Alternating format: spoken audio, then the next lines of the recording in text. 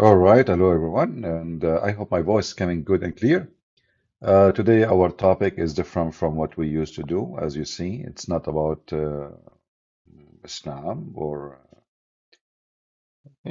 politics or crimes or it's about questions we have in our life, and we usually struggle with them. I receive an email from somebody need some help, so I decide to go for this topic. The question I received was about, this person is struggling of being a Christian and what he need in life. How we can be both. It's for sure it's very hard. Uh, like a young man, he have needs. He have needs, and the needs goes from east to the west. Uh, he need a company, he need a woman, he need money, he need a job. He needs a future, he needs security. So I said to myself, well, this is what all of us will need. It's not about just this young man. He think he is like different and struggling with his needs. So I said, let us do a little talk about it and try to be more, little bit deep in what we are struggling with. So I welcome everybody to share with us if you are interested in this topic. Uh, okay, Sam, give me the question. Give me the question. And if your question is stupid, I'm going to block you. So all of us, we have needs, and the needs can go from, different perspective of life and where we are, like what is our age, what is our gender, what our money position, skills, education. Uh, so everyone have his own different needs. And those needs will never stop and they will never be, like ended. It doesn't matter how much rich you are, as an example, still you will find yourself always have needs. A person who is rich, not necessarily he feels secure. He might be actually feel he is very much insecure.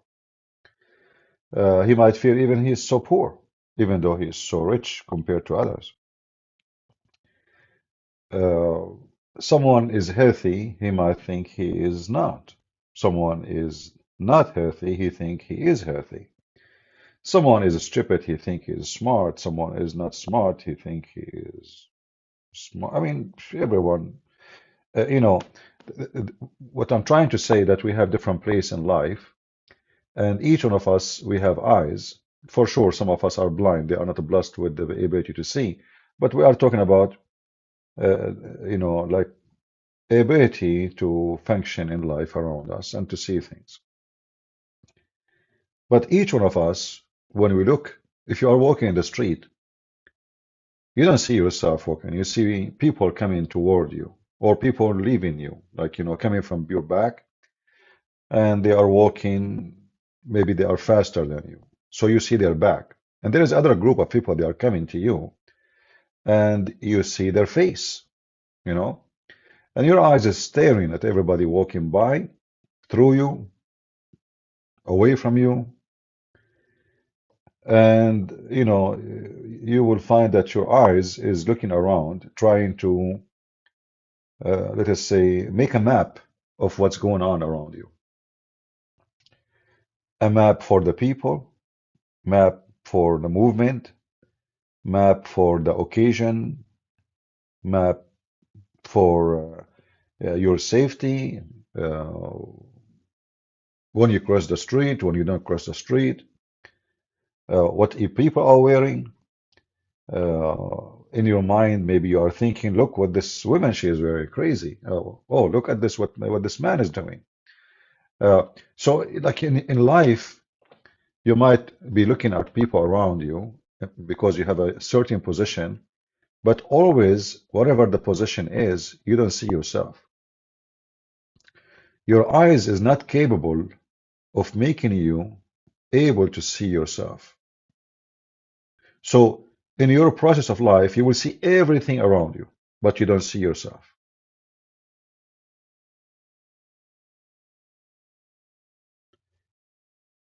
And that usually goes for everything we do in life. So we judge somebody, but because we see him, we don't see ourselves. We judge the person, look what he did. But we don't see what we are doing. Or let us say we don't want to see it sometimes. We judge what people dress in, or we judge what people look like, but we don't want to look at ourselves. First of all, we don't even see ourselves. Like, if there is no mirror, you never see yourself. You cannot. You can see the back of your head. You cannot. You can see how your shoulders look like. Uh, so human being, because always he is captive to his needs and his ability, so always he is struggling with certain issues in life. But how we can enjoy this life if all of it is about needs? Every step in your life is about being needy. You never stop being needy. You need medication when you are sick. You need food when you are hungry. You need water when you are thirsty. You need to get warm when it's cold. You need a companion when you feel lonely. You need a company to feel better. Uh, you need. I mean, this is how you are. Like all your life is about I need. And then through life, we try to figure out how we can get our needs. Now, today I chose the word wolf uh, for a very simple reason. Like when the Messiah, our Lord, he said, I will leave you between wolves, right? Like, but is being a wolf something bad? Uh, when the Bible speaks about the wolves, it's speaking about us as a human acting like wolves. Otherwise, wolves are not a bad animals. In fact, they play a good role for controlling, diseases and, to keep nature in shape. So the diet of the wolves made them who they are. If the wolves eat grass, they will not be called wolves. They will be called maybe sheep. But the diet of the wolf, his need of food, certain kind of food, based on blood and meat, put this wolf in a position where people are calling him beast. But if the wolf eat different diet, then the wolf will be something different. But the wolf is not a bad guy here. He's created in a certain way. It's like a mosquito. The female mosquito, she need the blood when she wanna lay eggs. So what she do? She go look for blood to suck. She's designed this way. It's not because the mosquito is bad, even though we hate them for what they do to us. But the mosquito is a mosquito. The mosquito does what mosquito do. Now you as a human, you have your diet too.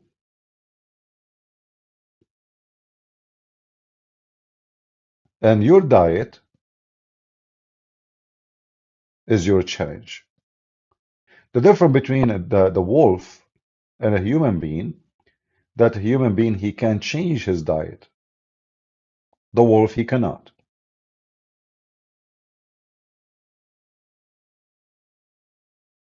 I don't know if what I'm trying to say to you is a,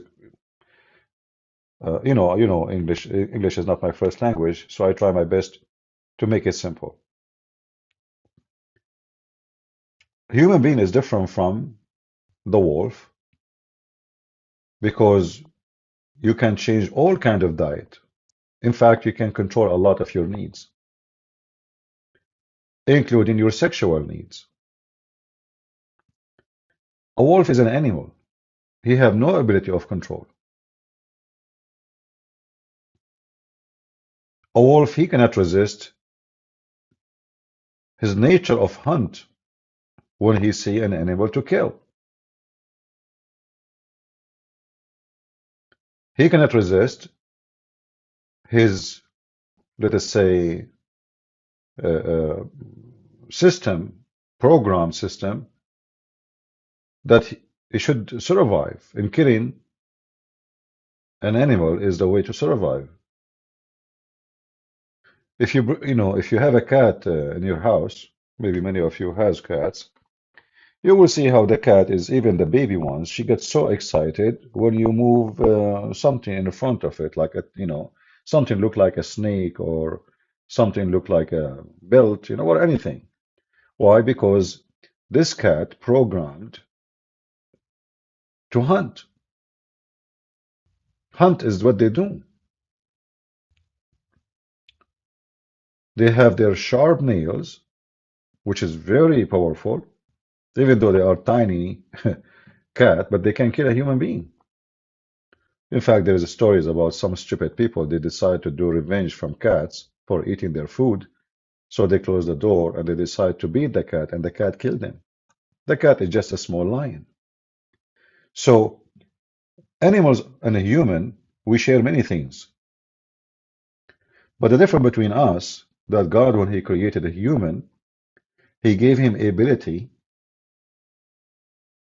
to control his needs, to drive his needs, to be needs, let us say, legal, or let us say moral, or let us say legitimate, or let us say acceptable. Like a man, he want a woman. Well, the first need is sexual, you know. The man is attracted sexually to a woman, and the same for the woman. But the man, he can have sex with the women without marriage. He can rape a woman. He can, you know. He like a woman. She is pretty. He decide to take her against her will. Here in this scenario, this human being is acting like a wolf. The wolf, he don't notice that this female don't like him or what he care. He want to take the female. She is a female. He is a wolf. You know, he will do whatever he can. If he can do it, he will do it. If he could not, then maybe the female is stronger. She will resist.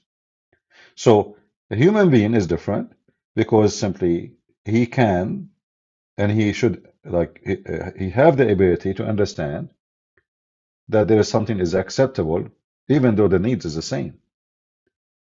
When a man he marry a woman, there's a huge difference between that and when a man he rape a woman. Both of them at the end, the rapist and the married man, they will have sex with the woman. But one he do it in a moral way and one he do it in a wolf way. So in our life, we struggle a lot. Which way we should get our things and how we can get our things done.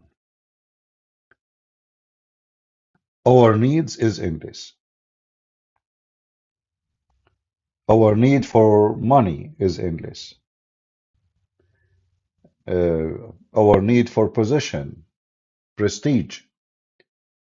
Like you see a lot of people, like why somebody he wear very thick uh, chain made of gold? What that will do? I mean, why I'm wearing that actually? Because this person in his mind, he have a need to show off, and he think if he wears such a chain in around his neck, he is more attractive and he is more powerful and he is more, let us say, flashy. Like he like to be under the spot of light, and he think that those things will add big value to him. Other person, he will not even put that chain around his neck, even if you kill him. So there is a human being, he put a chain because he think this is a need. And there's other human being, he think this is absolutely stupid need to have.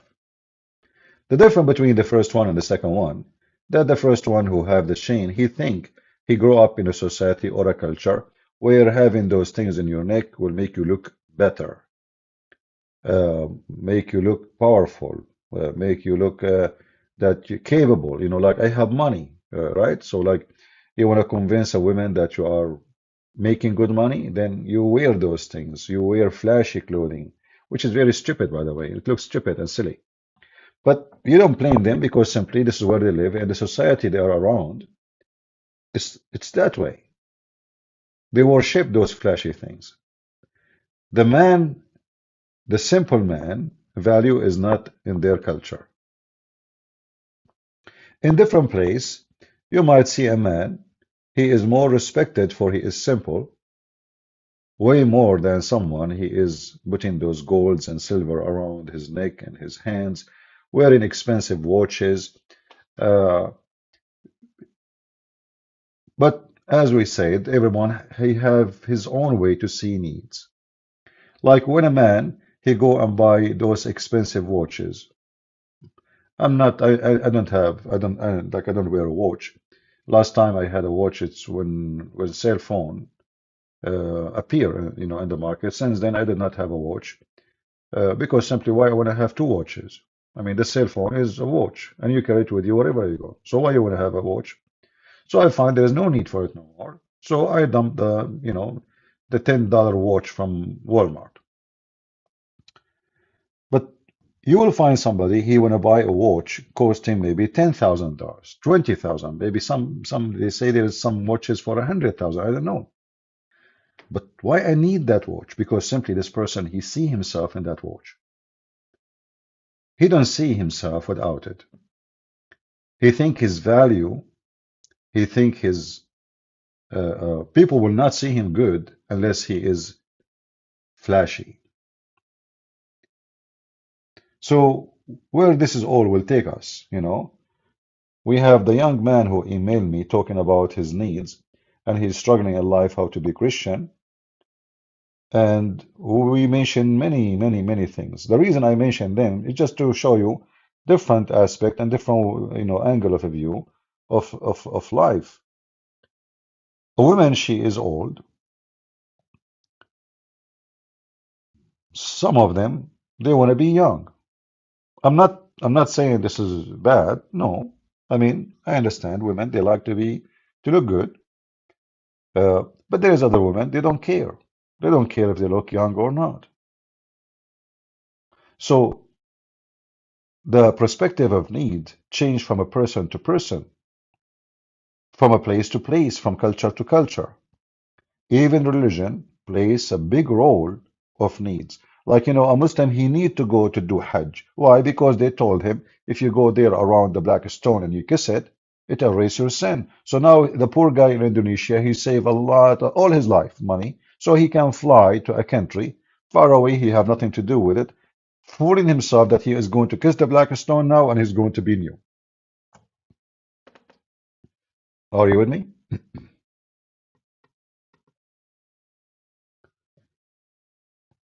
So because now he have a need based on his religion, he is going to waste all his money.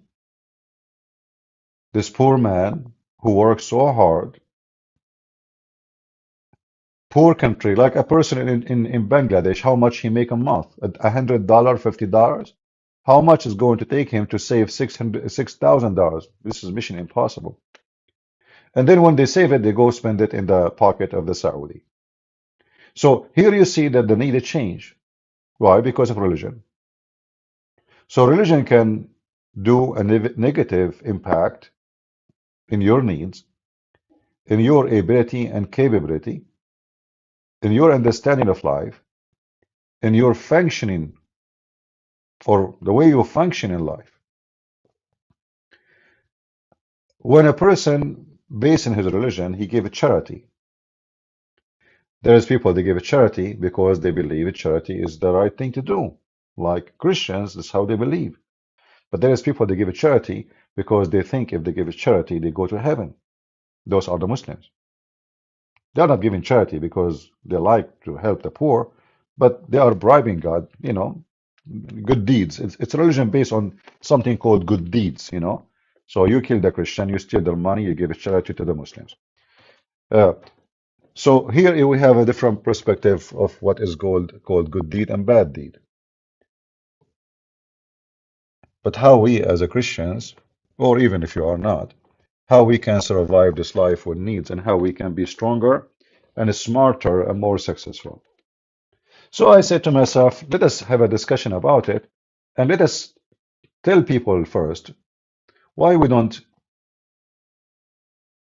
make a list of what it's really need for us.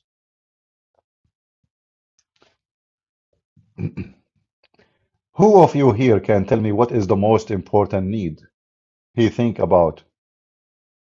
He like something very important for him. What is the most important need you have?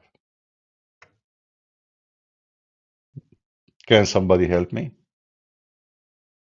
And don't, say whatever you want. Just be honest.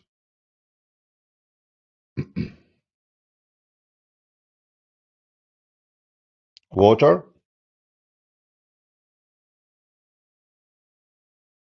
Hmm. God, air, health, oxygen, honesty, wife, ability to provide, family, Jesus, security, keep health, salvation, wisdom, physical or spiritual. What about? In fact, all what we just said did not change anything from being, let us say, we are just making a map, a map of our needs. So, in one hand, we need salvation. In the other hand, which means we need God, In the other hand, we need to provide. We need to have a family because, we as a creation or creatures, by nature, we are social. And if we don't have a social, or let us say, social network around us, like family, friends, relatives, we will be living very sad. So, social is very important.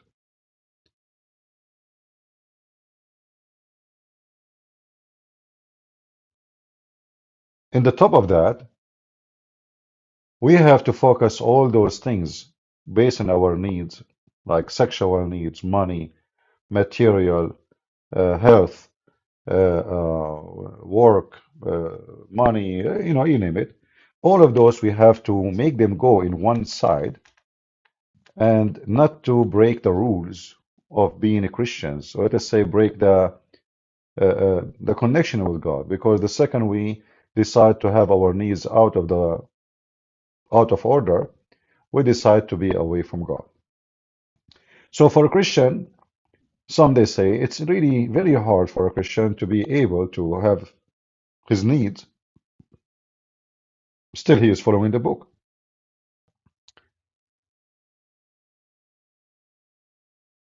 Don't people lie? Don't people represent themselves?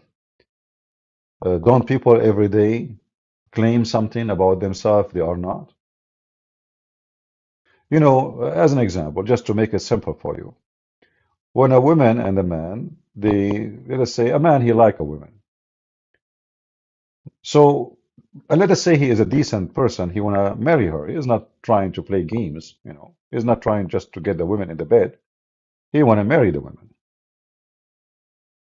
But the first thing a man he do, and the women will do, is to present themselves in a good way. So you put yourself in a display in front of this woman, and you try to show her always the best of you, like how smart you are, how funny, how people like you, uh, how much you take care of yourself, and you like to see if she like what you dress and how so like you present yourself always as if you are in a display, because at this moment it's the time to impress. this woman, so she will like you. In the other side, the women, she do the same. So she put my makeup and eyeliner, lashes, lipstick, perfume, and she tried to present himself like a flower in front of you. So at the end of this, both of you are presenting something is not you. Both of you are trying to convince the other person of something is not you. Because if this is you, you do not need to do those things. So those things became additional in your needs, coming to the first need, which is to have the women and for the women to have the man. So now we have additional needs, which is buying expensive clothing, perfume, accessories, watch, necklace, earring, expensive makeup. But those are not part of the needs. Supposedly the need is the man, he want to marry a woman. He like her, she like him. And suddenly we find ourselves swimming in other lake of needs, which is spending a lot of money to convince each other that I am good, and she convinced him that she is good. That is the wolf inside you. Are you getting my point? That is the wolf inside you. The wolf inside you is not allowing you to be a human. The wolf inside you doing his best. In the animal kingdom, animals they have a play, like sexual play. So the male he tried to convince the female, or the female she tried to convince the male. The difference between us and the animals, that animals are more honest. They are.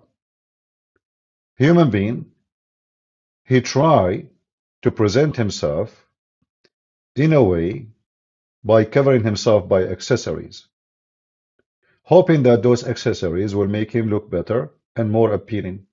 So if I have a big house, I am more appealing than someone he is else, another guy, he don't have a house, or he have a small house. If I have a nice car, I am more appealing for this female from someone. He don't have a car, she will take a bus. Well, which one you like to marry? A guy, he do your grocery and you are sitting in your car. And maybe he have a driver, you never know. Or a guy who will say to you, take the bus.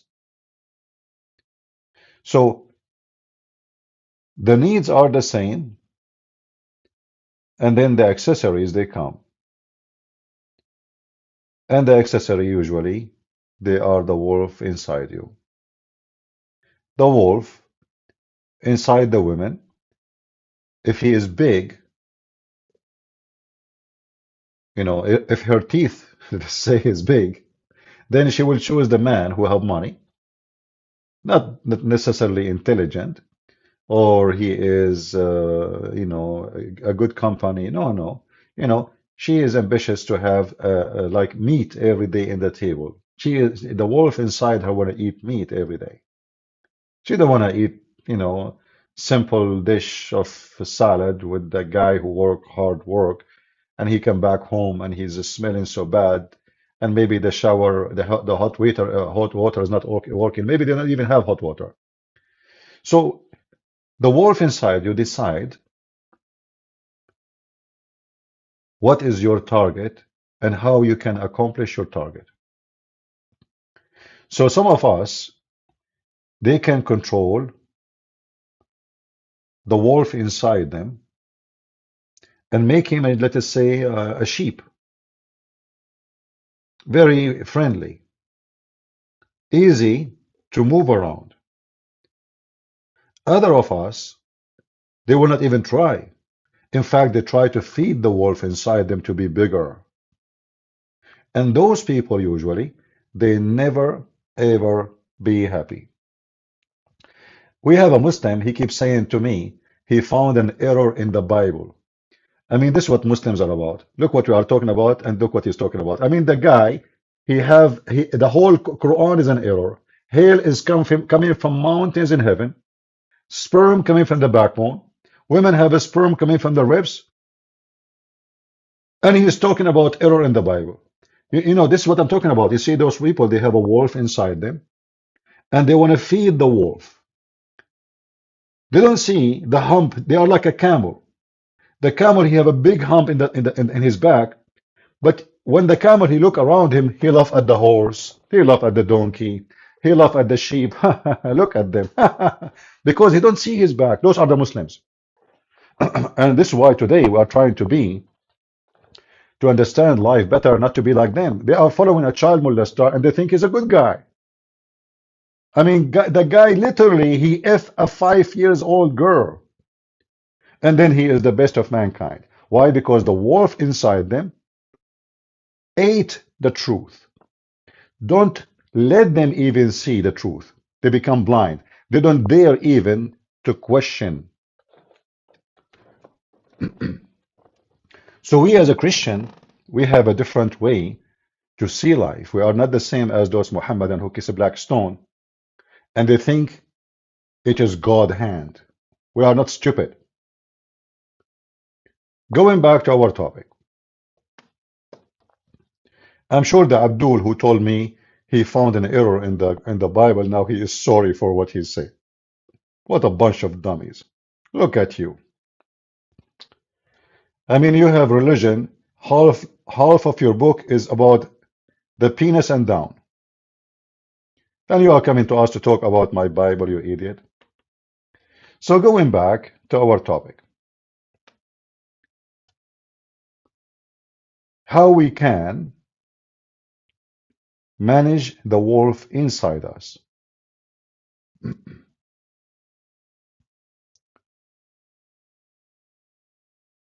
Should we even manage the wolf inside us or let the wolf be the wolf?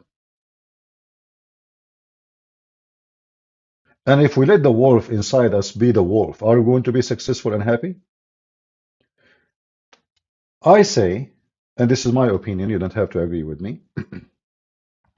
If you let the wolf inside you take over your life, you will never be happy. Because he have a mentality of wolf. Wolf, he want to grab what he don't have. When a wolf, he see a female, he try to compete with other male. It doesn't matter if the female have a male already or not, you know, that he want to have it, that's it. So if he is stronger, if he can win the fight or scare or intimidate the other wolf, that one will retreat and he will have the female. So this is the mentality of somebody, he have a wolf he don't want to control. He never have end for his needs and he is never going to be satisfied. Therefore, this person doesn't matter how much he accomplished as a wolf, he is still poor and he accomplished nothing. Do you want to be the person who accomplished nothing? Even though you live as a wolf, you fight as a wolf, and you scare everybody as a wolf? So being that wolf did not help you. You are still empty, empty-handed. For a very simple reason. Nothing is satisfying your needs. Nothing. So it doesn't matter how much you own, you're still poor. You want more. You're a wolf. You don't accept to have enough. You don't accept, you don't stand and say, okay, you know what?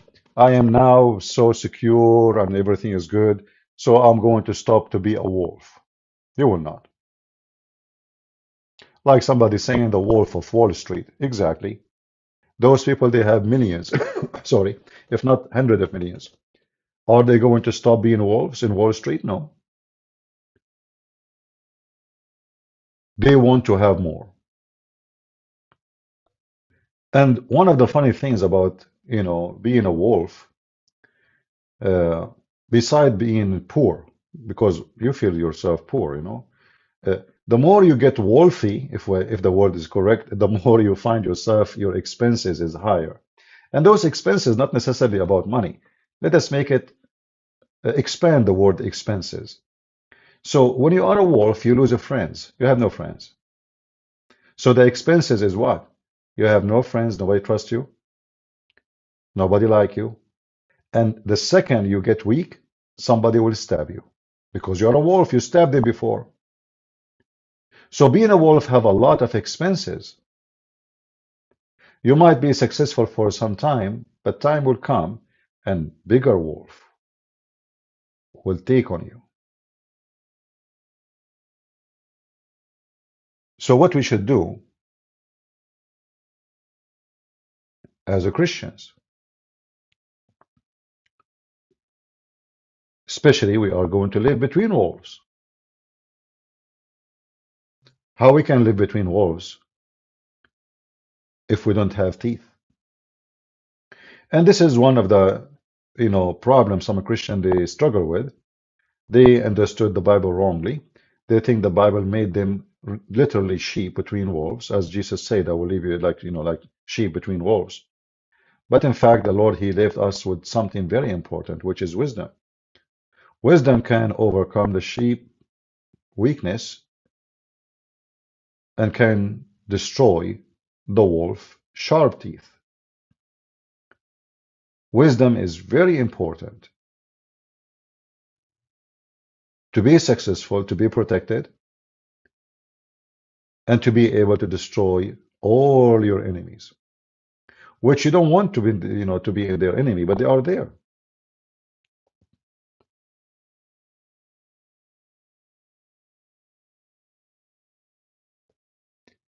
Somebody saying, Rhodes Quatch saying, CP, I would say wolf win battle, but sheep wins war. I mean, uh, you see here, we are not talking about the animal as a wolf. We are talking about, us being controlled by the wolf desire, the animal desire. Same time, when we speak about being a sheep, it doesn't mean that you are going to be the stupid, the naive, where people bite you and take advantage of you and fool you and humiliate you. No, no, this is not what should happen. Should not happen at all. We are talking about us controlling the wolf inside us. We cannot kill the wolf inside us. You cannot. You cannot. You as a creature, you are built in a certain way. You have the needs of the wolf. You have the desire. You have the accessories. Uh, you have the ability, and you are way smarter than an animal. We call him the wolf. So you can actually accomplish way more harm than an animal called wolf. So we cannot kill that wolf inside us, but we can control the wolf to be a smart one. A wolf who can lead us into success. So I can be the wolf who protect his household from an evil beast is coming to my house. You should be. So in a second you will turn into a wolf. Somebody coming to harm your family, you'll find yourself as a human suddenly from a very friendly person to a person who is willing to kill to defend. Well, that's a good wolf. That's not a bad one. So we don't want to kill the wolf inside us, and we don't want to have a wolf controlling us. But having a wolf inside us is a design made by God for a good reason. So what is bad is that when the wolf take over our life and we turn into animals. So this is why we as a Christian, we believe that Jesus, he came to restore humanity inside ourselves. Being a wolf will make you lose your humanity. So you justify the killing of somebody to take his money, or to take his wife, or to take his wealth, his property. or even to kill him just for fun. There's people, they kill people, they don't know even why they killed them. They like violence. So we come back to our humanity by the Messiah. So what the Messiah he does, he reshape the wolf inside us. So when the man he wanna marry a woman, he don't act like a wolf going for a hunt. And when the woman she is looking for a man to marry her, she will not go in for a hunt as a female wolf. And that will replace the wolf inside us with decency. So then our needs will be legitimate and we will be able to be happy. Because remember, as we said, if you have the spirit of wolf inside you, you always want to have more and you are always seeking intimidate, like you intimidate somebody else in order to be in control. But if you are a person who control your wolf, then you are happy with your place. So, you get married. You don't need another female. That's it. I'm married. I like her. I love her. I'm satisfied. Another female will not make me happier. Another female, she will destroy my life actually, because I will be between two or maybe three or maybe four, and then I will spend my wealth and my time and a lot of pressure, a lot of drama, a lot of garbage. So why I want to do that to myself? So either we let the wolf inside us go and control you, and then you will be self-destroyed, or you drive your wolf the way you want the wolf to go, in a right way, based on your moral understanding and what we as a human we have as ethic. There's many time, there's things you can do. Actually, nobody even knows. Let us say you go to a store, and I remember once uh, I bought something. The girl she gave me the change. She gave me way more than what I gave her. So when I went out, I was looking, what is this? What she gave me back? I can just take it and go. So if I let the wolf inside me, and now I can go and buy another t-shirt. Why I want to return the money? I did not steal it.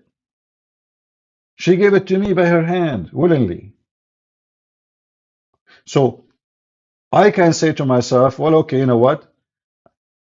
This is legitimate. I convinced myself that I did not even take it. I did not fool her. I did not lie to her. I did not do anything. She start counting. I don't know where her brain is. Maybe she is worried about something, her family. You never know. So she gave way more extra back than what I should have. Actually, more than I paid. Way more.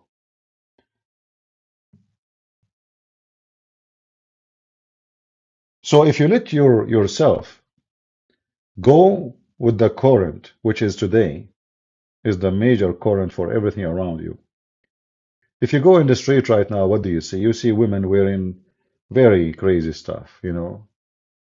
Uh, for me, I don't want to be rude to ladies here. I'm sure some they are doing that. Like when I see a woman wearing those long eyelashes, I find them very silly and very stupid. And the first thing come to my head that the wolf inside this woman is in control. He made her think that she is not good looking unless she have those things which look so stupid and look so weird and fake and dummy. So the wolf inside her control her mind. So now she is buying accessories, putting accessories, fake boobs, fake eyelashes, fake hair, fake glasses, fake eyes colors, fake butt. I don't know. I mean, there's endless fake stuff. But then when you go to your bedroom and you start taking them off, how it feel?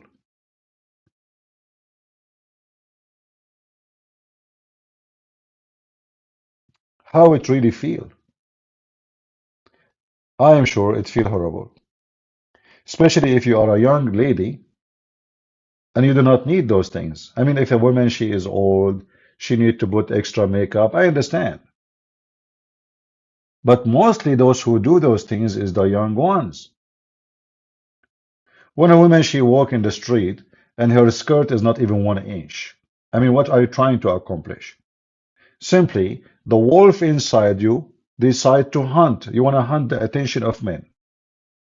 So now you became a sexual object, not a lady. You are not a lady no more. You are a sexual object because a man, he see nothing but a woman almost naked.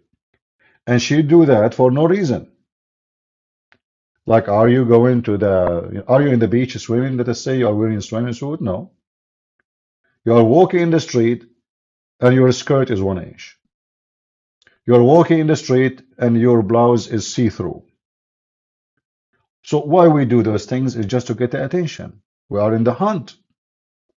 The wolf inside us want to hunt as many as we can. And then there's many males will give us attention because of the skin, because of the ass, because of the legs, because of the lips, because of the fake eyelashes. Many they will give attention. And then from those men, we will find the hunt. Maybe one, maybe two, maybe three. One of them, maybe two, maybe we don't know. They are good for the hunt.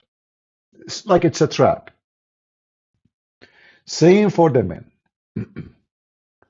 The men, they don't use those things usually. The men, they have different accessories. A very expensive car.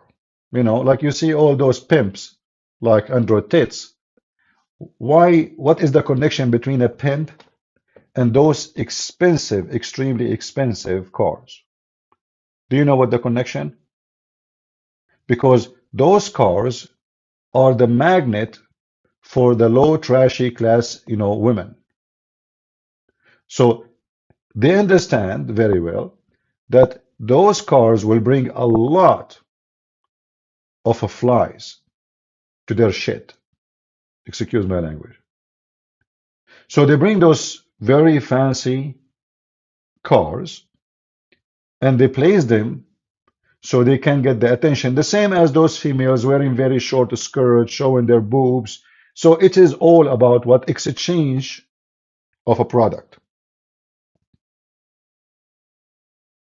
Isaac, we have a topic, and we are not talking about Christmas. And how Christmas is a pagan day. Isn't it the angels themselves, they come to earth to celebrate, to announce the Christmas day? Isn't it kings went to the Lord to celebrate, three kings? So how Christmas day is a pagan day? It's a Christmas, it's about Christ. Is Christ is pagan? So this is stupid. People they say stupid things, and you are smarter. So going back to our topic,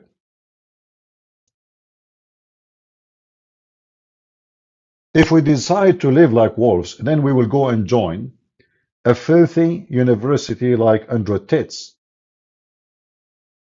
Because what? Because you understand that this wolf, he was able to get so rich and he got all those hookers around him. So you decide to be a pimp like him and you think this is success. And then you see that they say to you that someone like this, he have a great influence on young ones. Why young ones? Because young ones are fool. Young ones have low experience in life.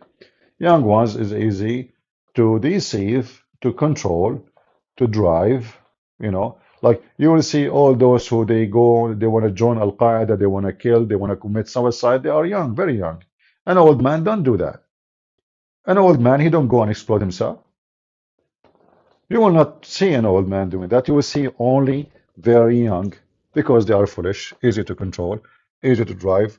Few words, hey, okay, let's do it, okay, bye-bye, and then he go and they die. And you tell them you will get virgins are waiting for you and he's horny. So now our duty, if we are the growing one and the mature,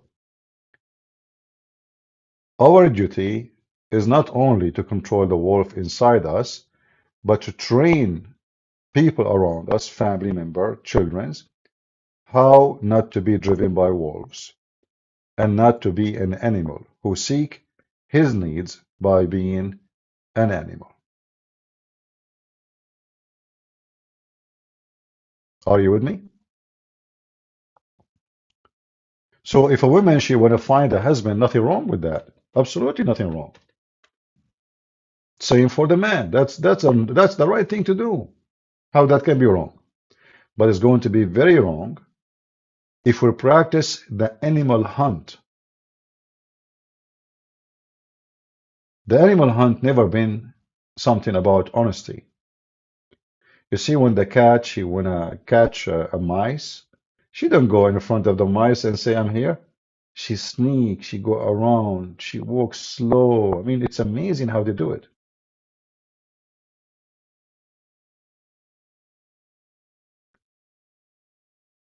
So if a woman she wanna get married and she find that she can get married by short skirt,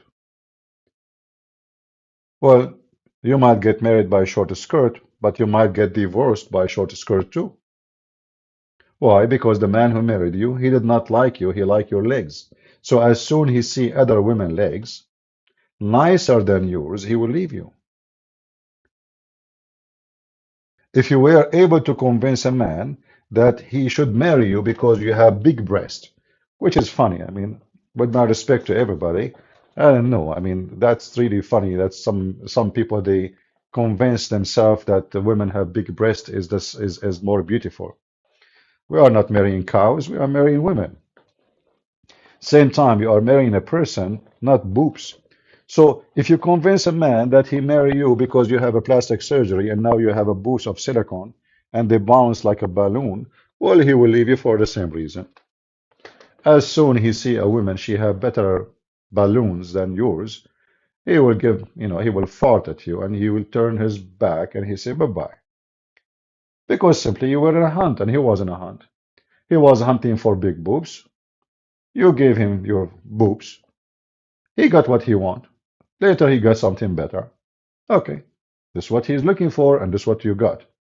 But if you are a woman who is not hunting using those stupid things, you are hunting for a man who is, decent, someone he loves you, someone he care for you, someone he is not going to cheat on you, someone he accept you the way you are, without the fake makeup and the 50 centimeter long eyelashes, which can be good for a fan in the barbecue outdoor.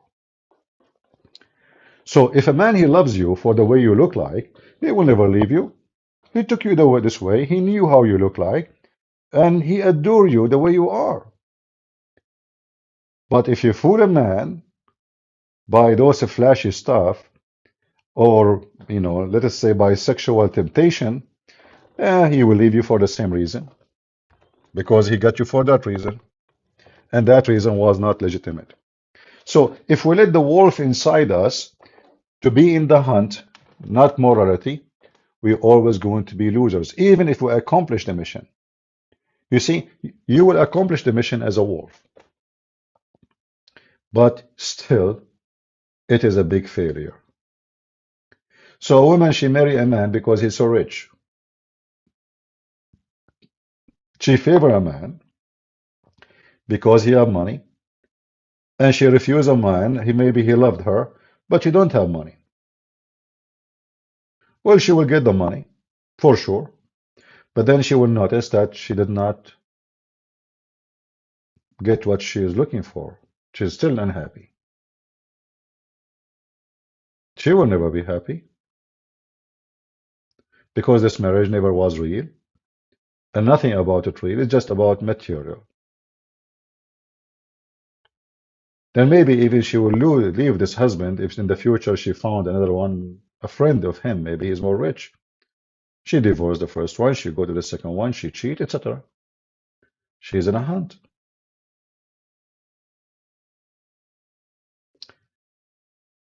I told you a story before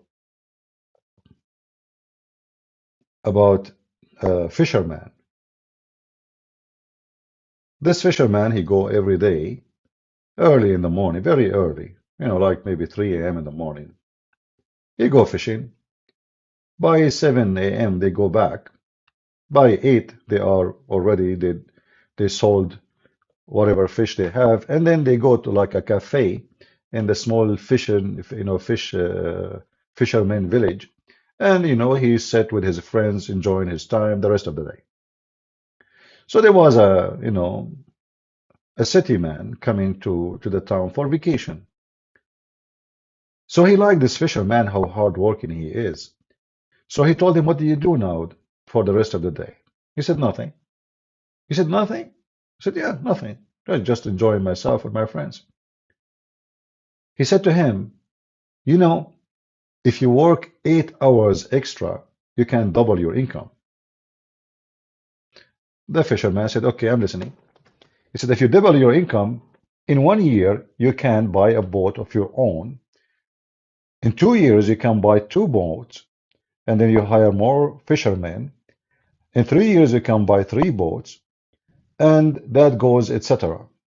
And then you will have a company, and you will be rich, and you will be able to retire early, and you can enjoy your life." After the plan is being said, the fisherman, he said, "So you are saying to me, after all of those things I accomplish, what I will do?"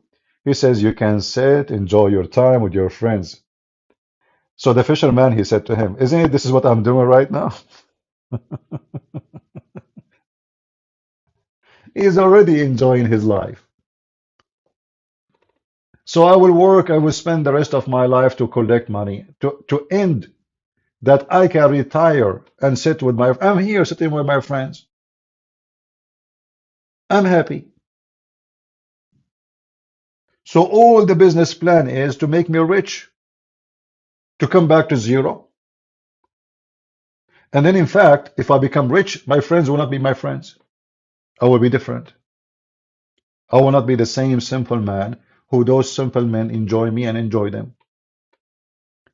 So the businessman, he's trying to corrupt the mind. This is the wolf of Wall Street, trying to corrupt the mind of this poor man who is happy with his life. So we convince him to work like a donkey for the coming 20 years. So after 20 years, he will come to the coffee shop to drink coffee, relax. What he's doing it right now.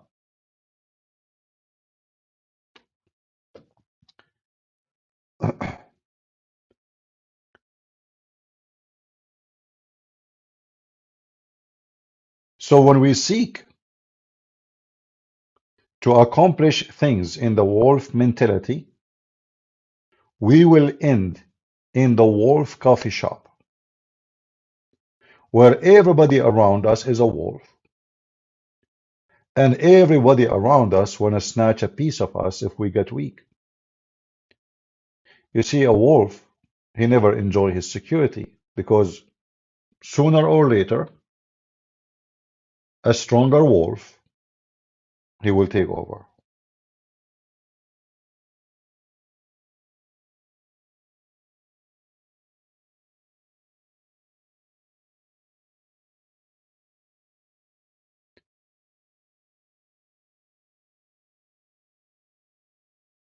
Now, for sure, you don't have to agree with me. Uh, you choose how you live your life, but this is my advice to those who care. If you have the wolf mentality, you will be always unsatisfied and you will never accomplish anything. It doesn't matter how much money you make. It doesn't matter how many things you have. The wolf inside you will not make you happy because you always want more. You cannot stop that wolf because you let him take over you for a long time. So even if one day you say to yourself, "You know what, that's it. I have, I mean, I do not need more of this," but it's going to be extremely hard. It's like, somebody is addicted to drugs. How he can stop suddenly?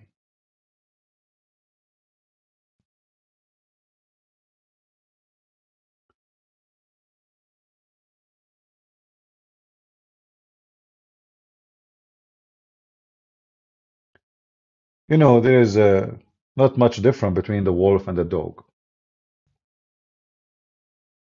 Both of them, they are from the same family.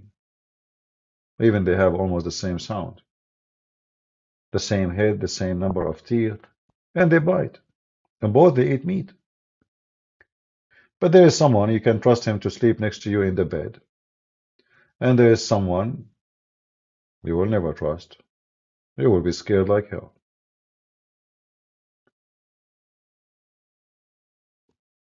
The difference is there is someone is loyal, protective, don't cheat, and there is other one simply he's a wolf. He have no loyalty except to his teeth and his desire.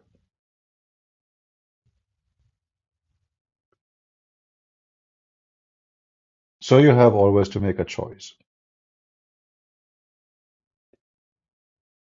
Either you decide to live with the wolves and you become one of them, and then you have no one to trust. Because, even if you live between good people, because you have a wolf inside you, that wolf will not let you enjoy trust of anything. You don't trust, you always suspect everything. You're a wolf. You want to snatch, you want to steal, you want to take, you want to come in the dark. And because you have such a personality, then you will never be in the relaxed mood. Because simply always you are in fear and always you are suspecting your ears. They have to keep moving, the radar. Who is going to hunt me? Because you're a wolf, you think the same way. When a person have a good heart, he might make a statement. It might be stupid or foolish or whatever. But when he speak in front of someone, he have a bad spirit inside him. When this person with good heart, he says something, right away, the one with bad spirit, he transform the sentence into something totally different meaning. Why? Because the other person is satanic, evil. He think about what you said different from what you meant. The beast inside him digest your words in different way.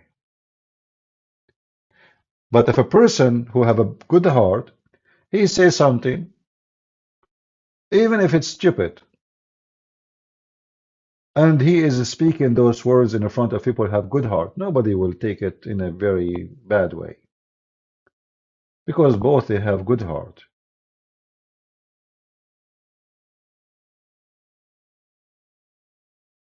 So it's very important for us, in order to control our wolf, is to learn how to control our desire. Our desire for money, our desire for accomplishing things. Like, you remember last week, I have a very bad flu. One of you here, and I'm not going to say her name, she know herself, she sent me an email. Wonderful lady. She said to me, CP, I'm going to donate for you $200 so you can go and see a doctor. And I think she said if I need more, let me see the message. Anyway, so I emailed her back and I said, well, save your money. It doesn't matter how much money you send me. I will never go and see a doctor. Now, this woman, she have a very good heart. Very good heart. She's trying to do what? She's trying to help a person she think he need help. I can be the wolf.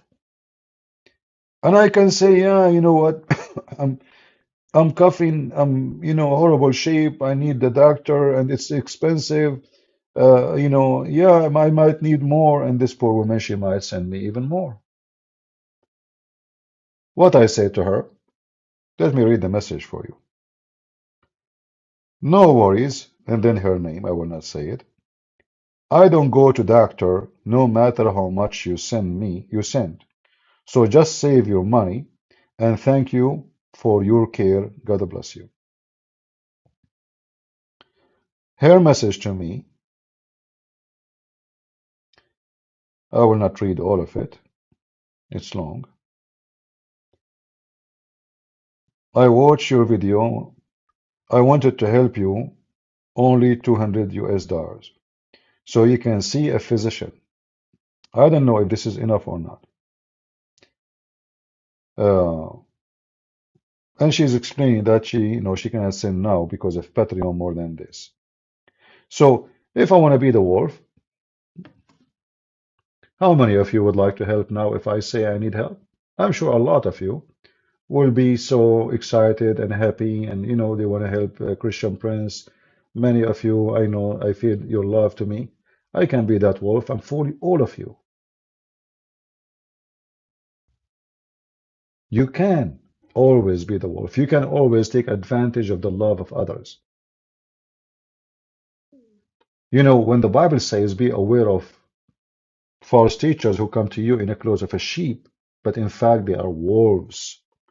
It fit perfectly.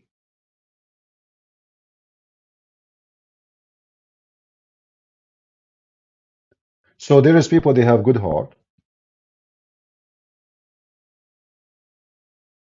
and sometimes those people who have a good heart, they can be abused by the one who have the mentality and the spirit of a wolf.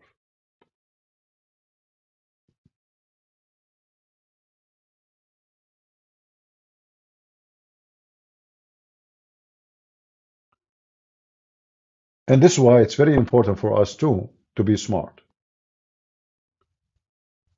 It's good to have a good heart. It's good to try to help somebody. But always you have to be vigilant, and remember there is people who they are really evil, even if they try to present themselves that they are the good person. In fact, I am going to be worried more from somebody coming to you in the clothes of a sheep, from someone is coming to my door and he is a wolf. Because the sheep, look, it can be the wolf who is trying to hunt me, but he wants me to relax and turn my back when I open the door for him. But the wolf who is coming to your door in the shape of a wolf, you are ready for him. You saw him, he's a wolf. The scary one is the one who come to you in different shape. And here I will show you an example of stupidity. Yeshua, Rab, he said, CP, do you think Jews are also wolves? What does that mean? What does that mean for God's sake? I mean, guys, do you think Jews are also wolves? What does that mean? Why is the Jews coming from different galaxy than the rest of the human being? Whatever we said, it goes for everybody. Why people are stupid? Are you driven by your hate? Do you have to mention the word Jews now? Like the wolf inside you could not enjoy the time and the conversation without going and hitting the Jews. Like, let us jump in the Jews and eat some of them.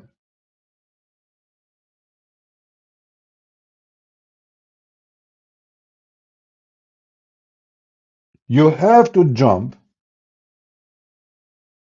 and to attack the Jews. As if the Jews are different species. Like, do you think the Jews are wolves, CP? Oh, yeah, yeah. I think you're an elephant. Your nose is so long.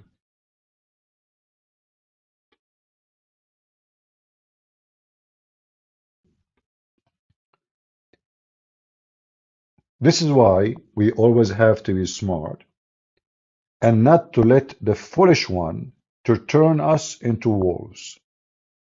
You see, the division, the god of division is Satan. We as a Christian, we don't hate Muslims.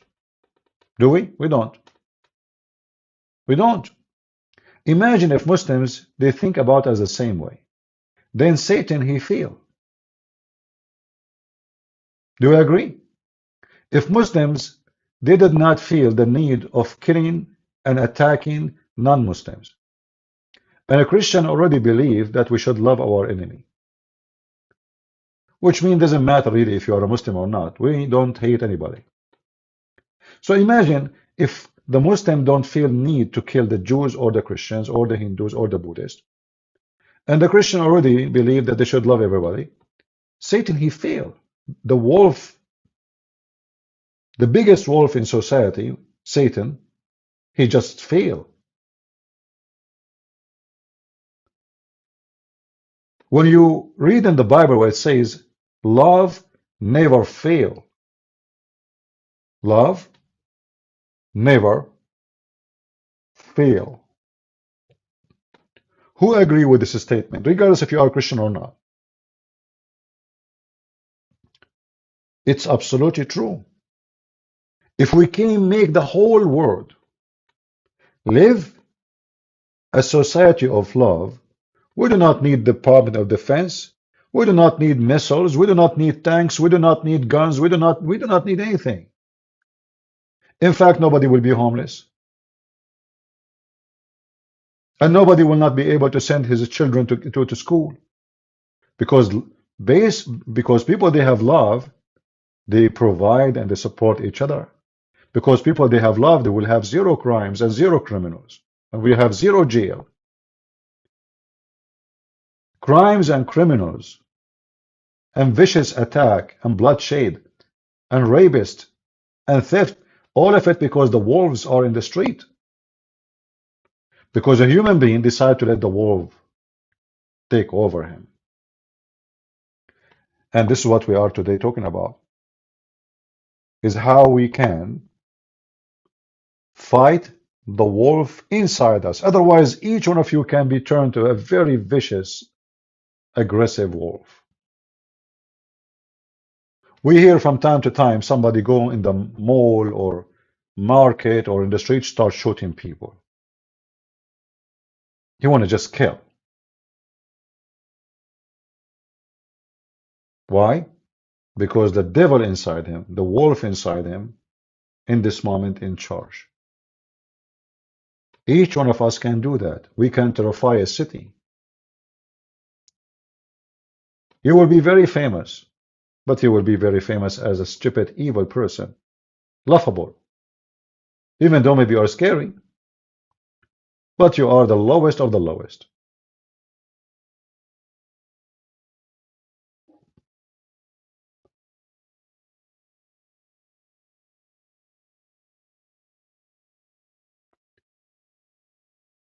So today, our topic was, and it is, about how not to be the wolf. However, remember one thing I said to you. It's good to be a wolf sometime. It's good to be a wolf sometime. When? When you defend your family. When you defend your children. When you defend someone at risk. Which mean to be a wolf to defend, to rescue. Like you have a strong strength of a wolf or the strength of a lion. The teeth of the lion. To rescue, not to kill. Even though maybe you need to kill in order to rescue. Like somebody is coming to your house, want to rape your wife, want to kill your children. What do? Are you going to be the sheep? No, you have to be the lion. You have to use all the teeth you have. So there's a time for war and there's time for peace. There's a time where you are the sheep, which is maybe, let us say, 99% of your time. But when it's time to defend your family and your society and your people and your whatever beloved people you have the permission of God to be the Lion of Judah.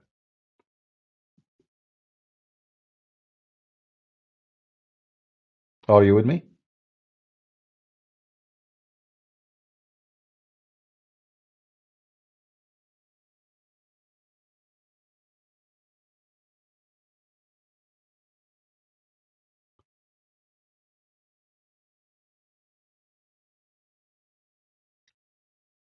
Sometimes you have to be a beast in order to fight the beast.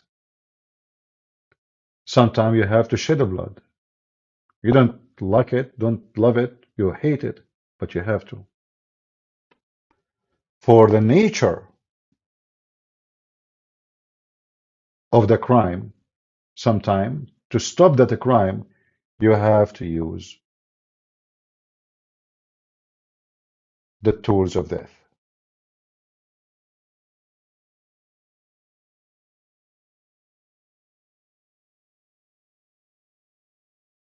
Do we have any question? So today our topic was not about Muhammad and his garbage. I decided to, to have such a topic to answer the gentleman who asked me for help in the email.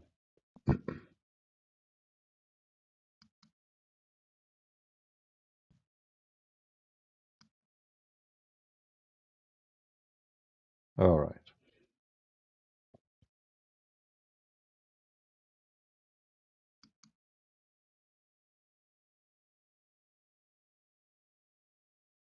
We know why people they are obsessed of beating me. I keep receiving messages from people they want to meet me, and I, why you want to meet me? I'm serious. Why you want to meet me? Why anyone want to meet me? What for?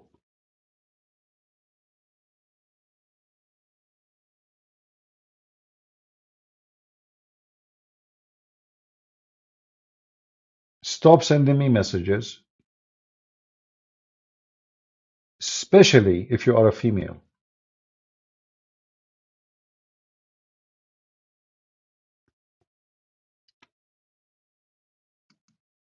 I come here for a reason, and the reason is so clear,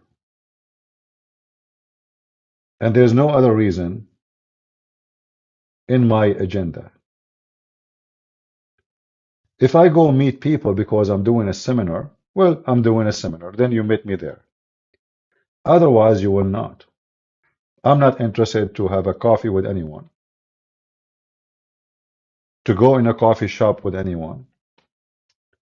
I am not interested in this social, environment. Here we go. You are here. We meet. You want to talk to me? You call me in public. When I say Christians can call me, you can call me.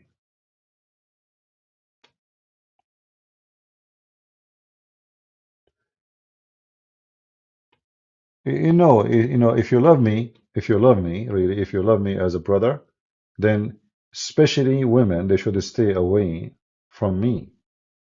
Because remember, we are trying to control the wolf inside us, and there is many temptation around us, a lot of temptation.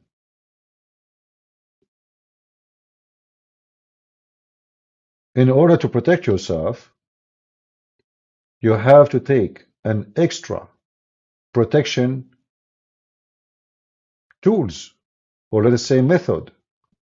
Otherwise, many men before you, they fail for the same stupid reason.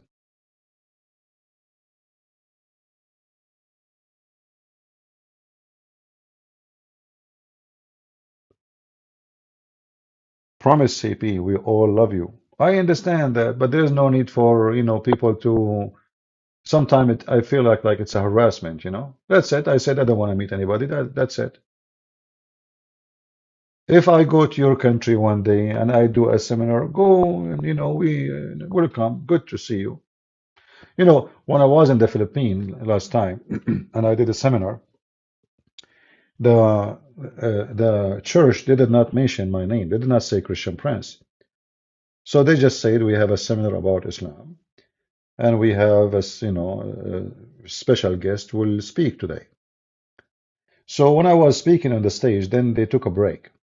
Then there's two girls, people they come shake hands with you, introduce themselves, etc. There's two girls that were standing and they were talking and like almost like people because now we go back, the break is almost over. So I will go back on the stage. And then one of them she said, I have a question. I said, what? She said, are you Christian Prince? I said, maybe. She said, see, I told you. This is his voice. So they were discussing if this is me or not. So I don't mind if people, see me and meet me, no problem. But when you start harassing a person, that is not right. If a person he said, I don't want to meet anyone, that's it. Respect his wish. We go to a seminar, you meet me there, God bless you. I will be happy to shake hands with you. All right. Do you visit UK? Well, mm, I've been in the UK a long time ago, but not anymore.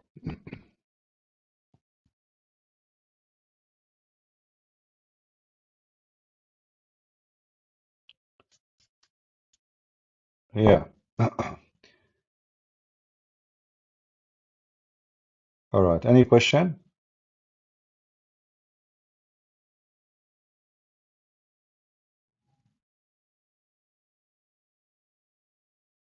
No, no, actually, the ones that are trying to contact me, I'm very, I'm very sure they are good people. But they keep asking the same thing. They want to invite me there. They want to meet me here. And I say no. And then they keep sending me message. I block them. They do it again. But I'm very sure they are good people, but I'm not really. I hope they will, I hope they are listening.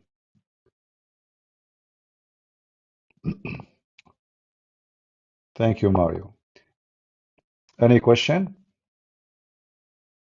Do you do similar with Zakir Naik voice? Sometime. Yeah, you see, like actually, my seminar depend. If I have a translator, then the seminar is not going to be the same because you lose. Let us say you lose the spirit of like when people hear you directly and they understand the language, it's different. Uh, like sometimes you do seminars and you have a translator because nobody understands English.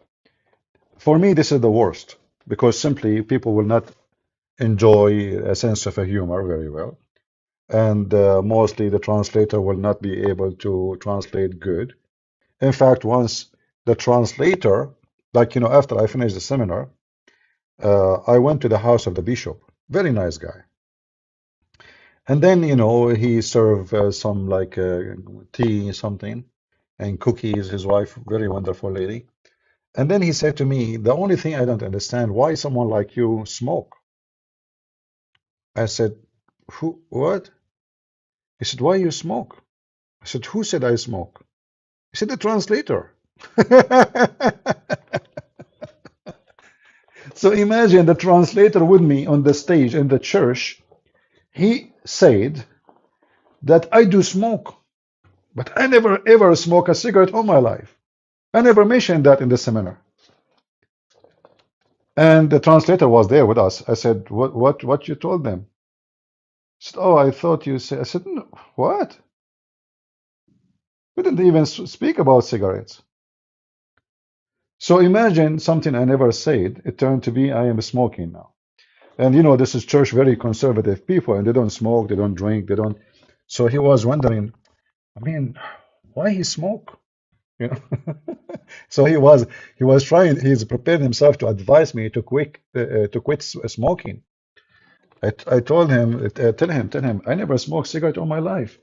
What are you talking about? So having someone translating to you, not only he can translate wrong, and he can even put you in trouble. He can say something you did not even see. No, it's not evil. Like it's a by mistake. Yeah,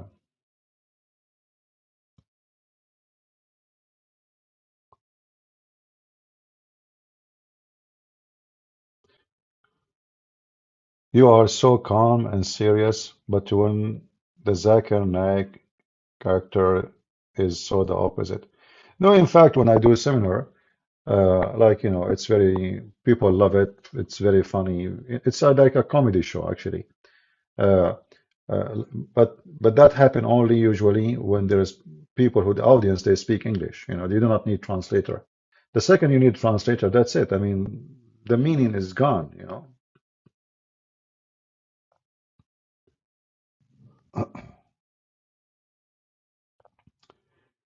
Do you mind being guest in other podcast shows? Yeah, I do mind. I don't prefer to go to any someone show because always I am disappointed about how people they perform their show.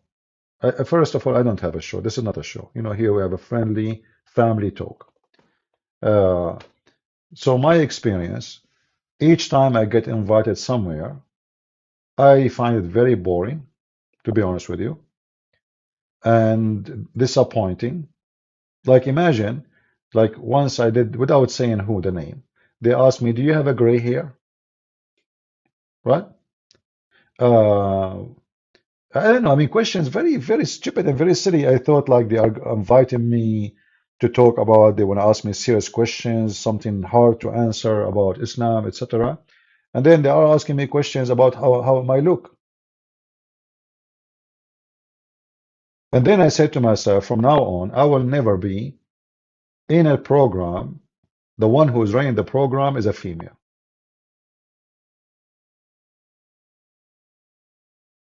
I'm not saying all females will do the same, but instead of being something serious, then suddenly I found like, what color you like. What does have to do? What you brought me here to ask me what color I like? What is this?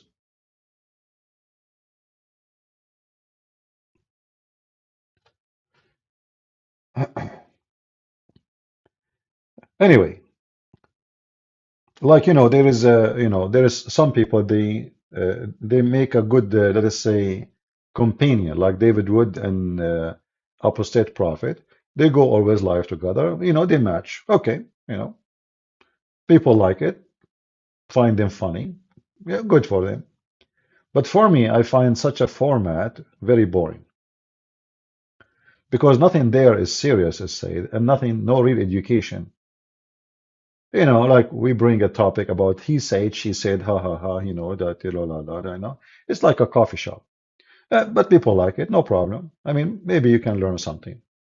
But in our program, we put reference on the screen, we share links, we challenge people. It's like something really, it's like a classroom, but in a family way, like study at home.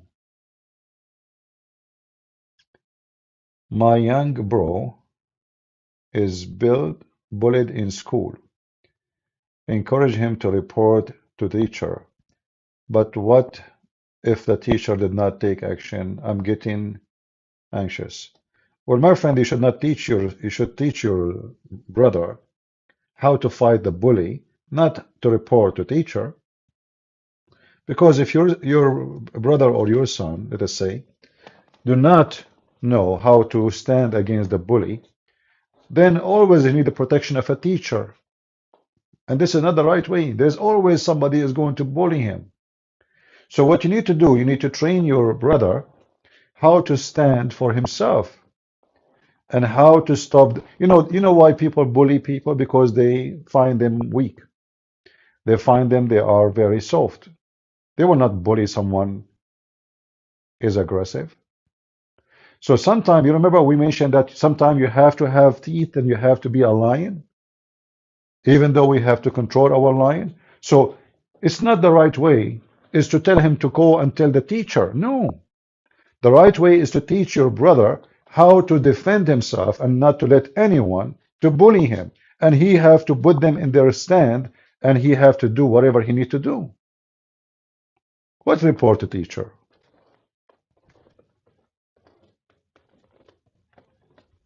I never even,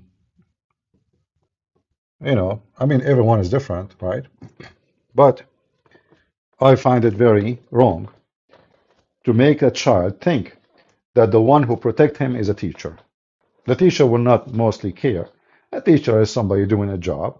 Okay, he will speak to them. Don't bully him. 2 minutes after they go in the corridor or in the bathroom, restroom, and they bully him again. The only way, my friend, is to teach your brother or your son how to stop the bully, how to defend himself, nothing else.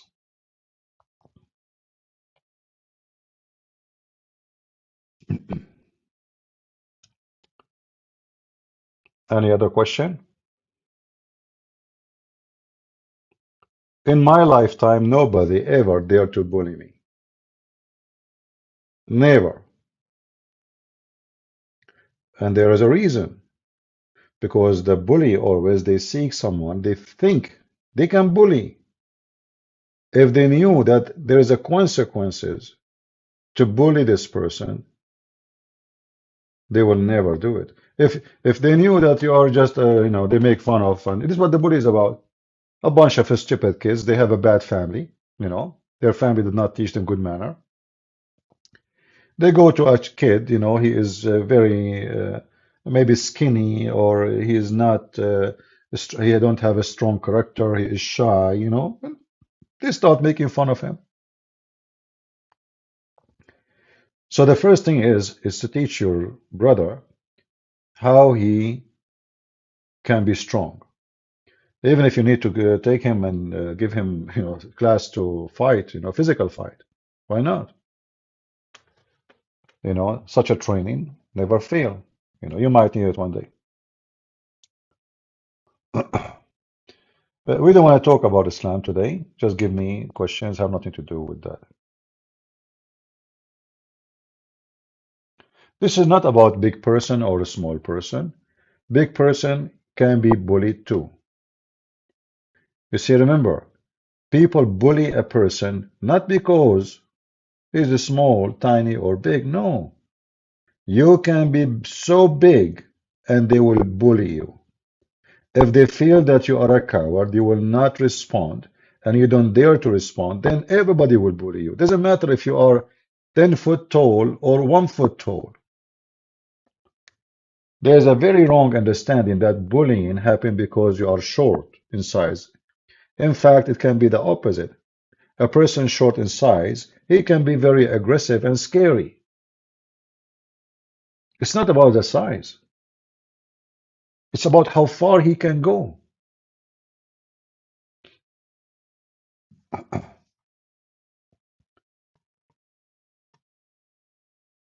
How you respond to physical bullying, you defend yourself physically.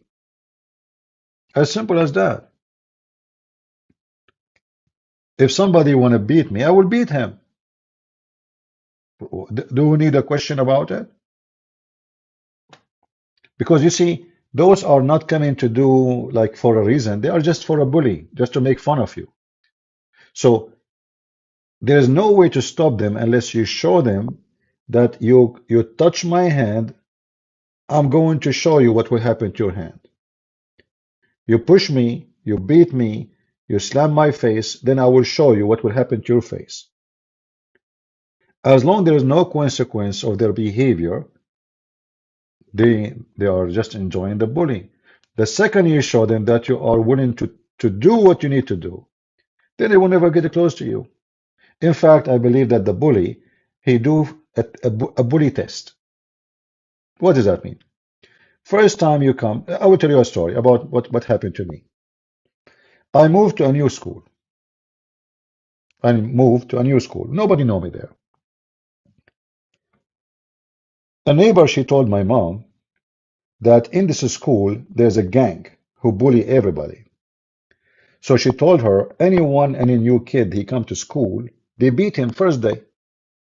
That's it. Without doing anything. You are a new kid, they beat you. It's a test, like they come to you. So this woman, she told my mom, she told me, she said, this is what this woman said. So tomorrow you are going to school. I said to her, don't worry. She said, send with you some. She said, no, what are you talking about? So I went to school. And she described to her what they would do. She said she will like they will group themselves like 6, 7 boys, and they will come to you, and they will say to you, where are you from? And they start pushing you, and then they will start beating you. They will beat you for sure. There's no question about it. So I went to school. I look for them. I look where is the, she described how they do, what they look like, etc. So I look for them. Obviously, right away I saw them. So I came to them. I came to them myself. I said to myself, why I'm going to wait for them to come to me to beat me up. Let me go and beat them up. And this is exactly what I did. I know they are evil. They confirm to me they will beat anyone come to school. It doesn't matter. You are nice, not nice, bad, good, doesn't matter. So I went there. I walked to them. I said, who of you are looking for a fight? Who dare? They are looking at me like, what? You know? And then they start looking around to see if I have people with me. Like, is he alone? I mean, who is this guy? This is the new kid is coming here. So they start looking around and they were like, huh. So one of them, after they start looking around and they said there's nobody. So one of them, he got brave. He said, me. Right away, I hit him in his, because I know they will hit me in 2 seconds from now. So what I'm waiting for? So I hit him in his face right away. I made him bleed. I grab him and all of them, they start beating me together. So I'm beating one guy and all of them, they are beating me in the same time. But second day, all of them, they become my friends because they notice that this is not the guy you want to play with from the first day. So you know they are evil. You know they will beat you. And I said to myself, what I will do? There are many, I'm alone. I'm not going to bring my family with me every day or the cousins, you know. We are not going to launch a war. So I have to deal with it. So I look for them. Who of you want to fight? They got intimidated in the beginning. And then one of them, he got brave. He said, me. I did not give him a chance even to speak one more word. And then right away, they noticed that this guy will never stop beating us as long as we try to beat him. Second day, we become friends. And then later, I became the boss. This is how they are.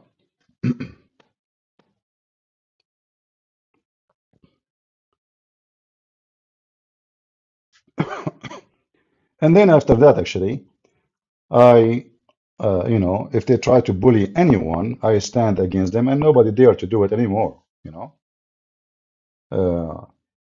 Always you have to take a stand, otherwise you will be just another victim and they will bully you and they will beat you. And if they are going to do it anyway, okay, do whatever it need to do, you know.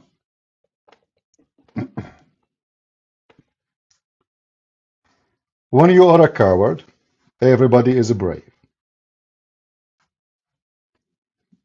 I hope my words is clear. When you are a coward, everybody is brave, except you. If you fear the criminals, they will use your fear against you. Your fear is your weakness.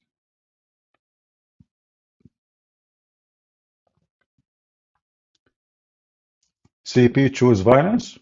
Well, you have to choose violence sometime. Why not? Now, Israel is fighting Hamas. So what we do? They come to you. They have RPG. They have AK, 47. They have a grenade. They rape women. They kill women. What do we do? Do we give them hugs? No. We made them shish kebab. So always there is somebody evil who try to take advantage of you. And if they find that you are too much civil, that will be your weakness. There's time to be civil, as the Bible says. Time for peace, time for war. Time for peace is when you are civil. Time for war when you are very uncivil.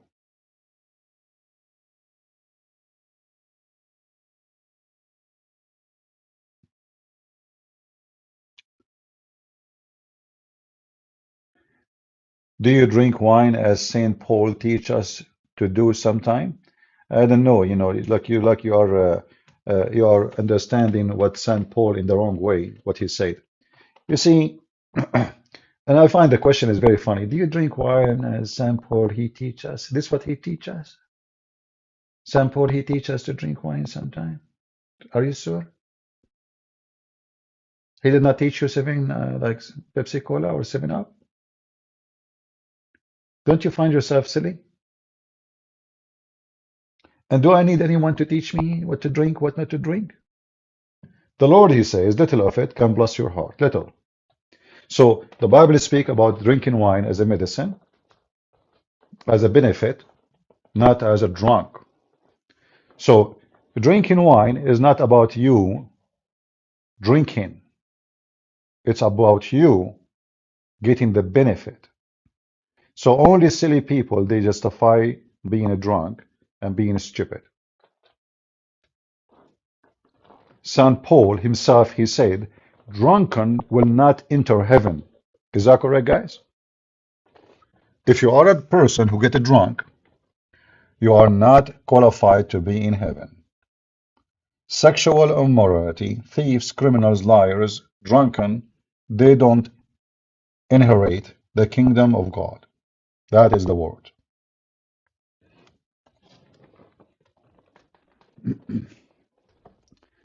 Anything else?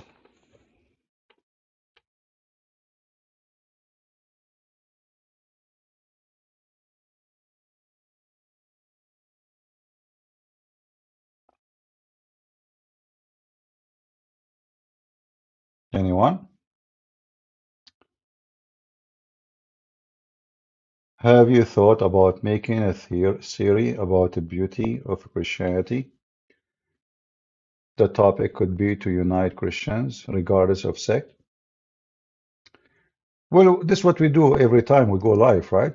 Don't we always fight division? Like everybody knows here that in my platform, we don't allow people to divide. We don't care really if you are a Catholic or Protestant or Orthodox, because simply we should not be. We should not be Catholic or Protestant or Orthodox. We should be just following Jesus, Christian. That's what the Bible, this is the name, the only name is given to us in the Bible, nothing else. Christians. And we do not need a bishop or a pope or a priest. It doesn't matter if he's a Catholic or Protestant or Orthodox. We need Jesus only. So leadership is not about a priest. Leadership is about the wise man leading the one who is less wise. The wise man, how he can be wise, is by following the Bible. Someone he understands the word of God very well, and he advises people to act accordingly. So we do not need someone to say to us, you can bless same-sex marriage. That's not what the Bible says. You cannot bless wickedness, and you cannot bless the wicked. That's against the Bible. So we do not need priests and bishops. The Bible is there. The teaching of Christ is there. You see, neither of the disciples of Jesus were priests. They are not. They were fishermen. Normal, average people, you know.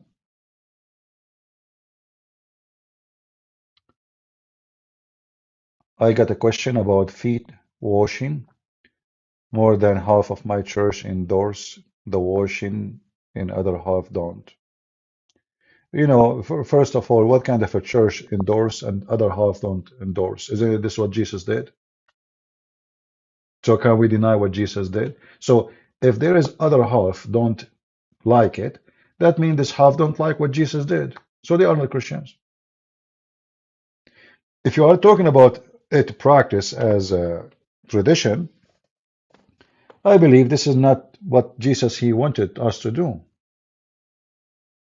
You see, uh, washing feet is not about tradition. It's about something real. So when Jesus he washed the feet of his disciples, he was not teach us a tradition, like empty tradition. Like, well, let me wash your feet. What does that mean? What Jesus he was teaching us that you cannot be a master unless you are a servant. So what we should endorse is the teaching, the purpose of it, that you cannot be a master unless you are a servant. That is the whole purpose of this. Otherwise, Jesus is not trying to clean them. They are clean already. Those are Jews are the Jews, they have a phobia about cleaning. Literally. They have put a dish inside a dish inside a dish so nobody can touch it. So he's not teaching them how to be clean, and he is not cleaning them. He was teaching them that in order for you to be my disciple, and you go to the world, You don't go and you claim we are sent by Jesus, be proud about yourself, and you give your hand out like those bishops these days. They give their hands to kiss their hands, you know. His Highness, His Excellency, His Majesty. You don't, what is this? What does this have to do with Jesus? You are not being a servant, you are being Excellency now. Since when the servant is called Excellency? Are you with me?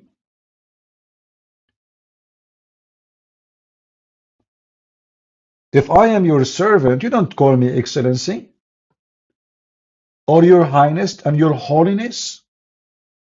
What Your Holiness? Who called Peter Your Holiness?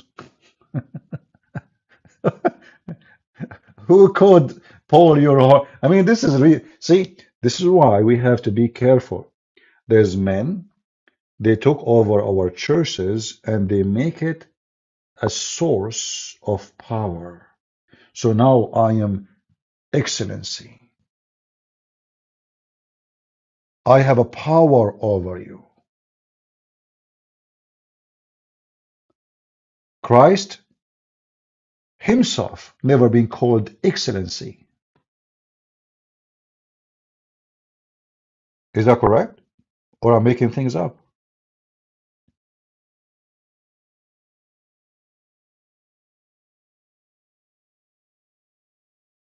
Always people who seek positions and titles, they are not serving God.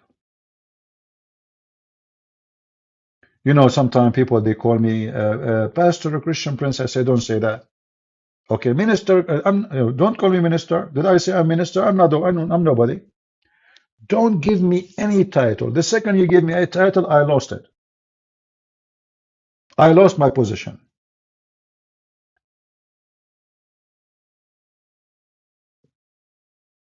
What minister and what pastor and what bishop, and you know, they have a church system, I understand, you know, but I'm not part of it.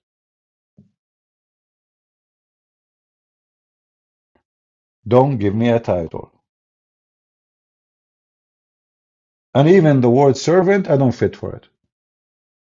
You see, the word servant, I'm not qualified. This is a big word. To be a servant of the Lord, this is a big responsibility. I'm not qualified for it. So if I refuse the word servant, how in the world I will accept other words?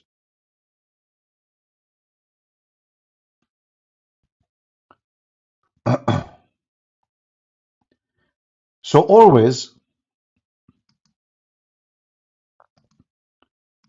stay away from people who like titles, because those people, they have a wolf inside them.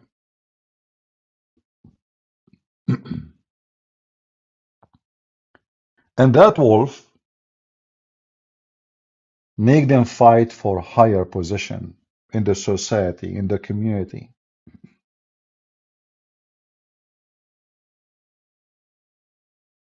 Stay away from that. That's what corrupt man. There's always reason for corruption. Isaac, I'm not here to explain to you Deuteronomy 14. Why I would do that? Why? I mean, and how in the world, Isaac, you decide to explain only 14:26? What about the whole chapter? You see, one of the silly stuff people they do, they choose a line and explain to me the line when this is a book and the book have chapters and the chapters, they lead you to this line. So when somebody he says to you, explain to me such a line, he is just an idiot. I'm not calling you names. I'm just saying you are being an idiot.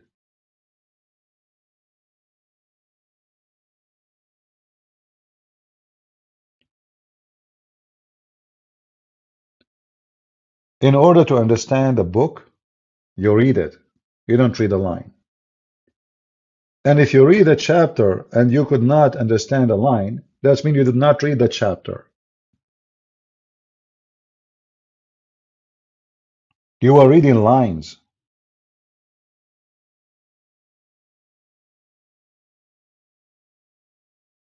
So always, those who don't want to understand,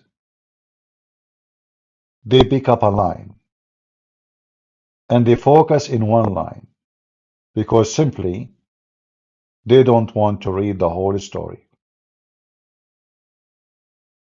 Anyway, focus with us on our topic. Anyone have a question? Don't tell me explain this and explain that. We have a topic.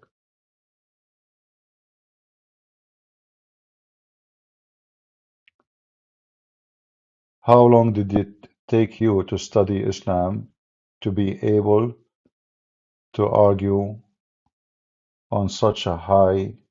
Okay.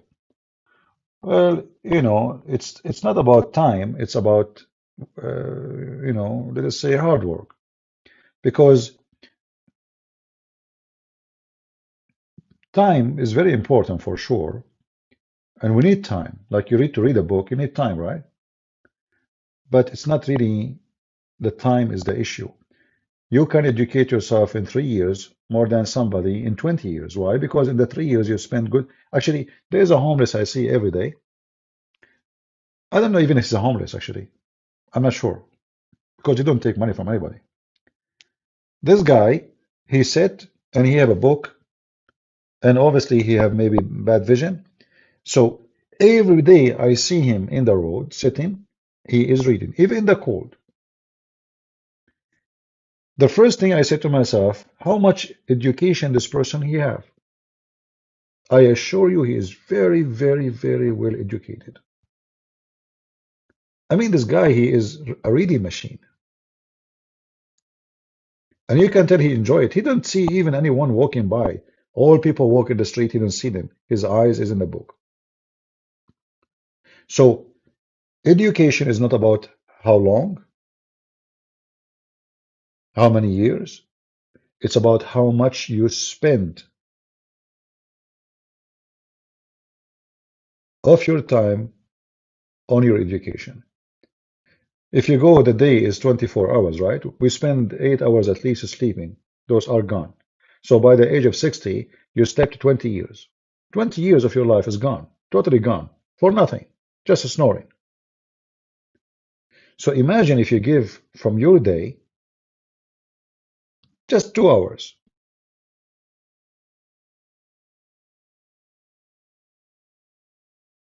How much education you will have in 20 years if you read 2 hours a day? You will have a lot of education. Education is not a degree, has nothing to do with degrees. Degrees usually is just to give you profession so you can make money. And usually those who have a degree, they are uneducated. They have zero education actually. So an engineer, he knew how to do a specific thing in building. Let us say he's an architect. The other one, he is a civil engineer. The other one, he do build dams. So this is his education. His education is limited in steel and concrete, and this is not even education. This is a profession. Education is something totally different. So education is not a degree. It's not about a time pass by. It's about how much you take care of yourself to learn. So I hope I answered you. So I can say all my life is a process of education. I used to spend a lot of time since I was a kid to read. I used to walk, and I told that many times. There's a big library, but I'm not allowed to enter it because I was a kid. So what I do, there's a section for kids. They have Mickey Mouse magazine, stupid magazine. I don't want to go there. So what I do, I wait for until an adult mature walking by to go to the library, the adult section. I walk next to him as if I am his son. This is the only way they allow you to get in. So I keep walking with this guy. He sit at the table, I sit next to him. Now the guy will be looking at me like what this kid is doing, but he cannot ask me, Eh, he will not say, hey, this is not my son. So I sit next to him and I grab any book on the table because I cannot go and grab a book. I'm not allowed. People leave books on the table when they leave. So I sat next to this guy who supposedly, like he's my father, maybe supposedly. So the guard or the library guy, he think that I'm coming with him. I sit at the table, I grab a book, I start reading. I don't know what even the book is about. I remember once I was just a little kid, and the book it was about sex. It was like what, you know? Yeah, but because it was like it's a maybe it's like a book for university, purpose, like doctors. There's pictures and images, and so I was maybe I don't know. I was maybe 8 years old, and I start reading this book, and I was like, it's like a new word, suddenly in front of me. So uh, if you want to educate, if you want to have an education in your generation, you start with them when they are kids, not when they are adult. So if you have a children, encourage them not to go and spend their time playing games and stupid things. Let them read, educate themselves. This is the best way to build a mind and intelligence and wisdom in the mind of a human being. In the same time, you have to be careful about what the kid is reading because there's many, especially these days, in my time, we don't have this woke, stupid culture where they are trying to fool you about who you are, male or female. So we have to be sure these days what kids are reading so we don't end with an idiot instead of being wise.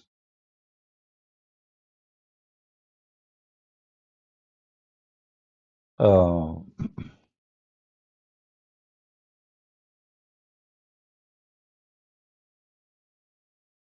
right.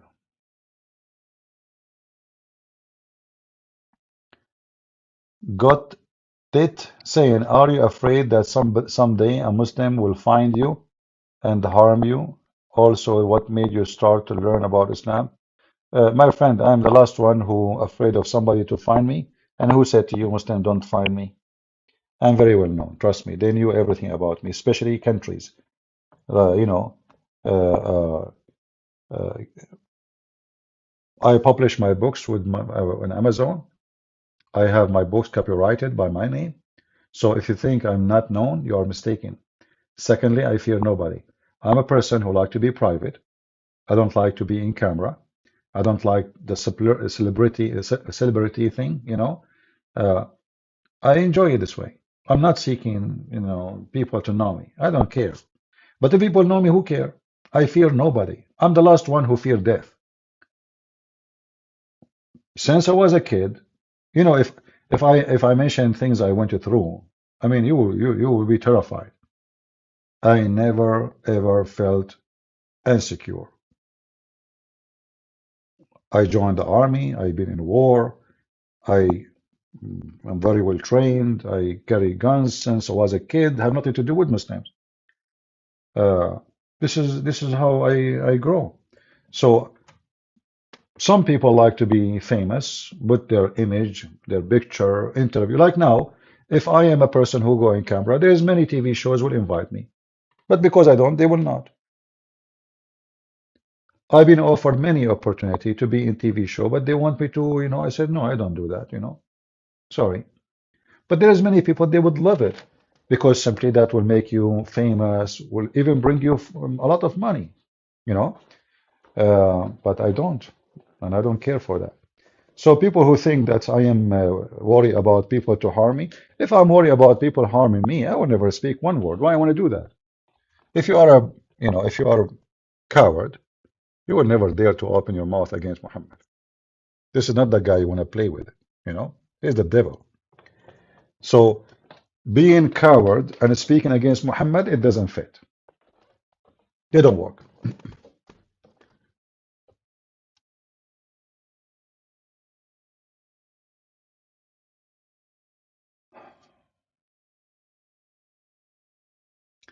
I was in Pal Talk 20 years ago, sadly.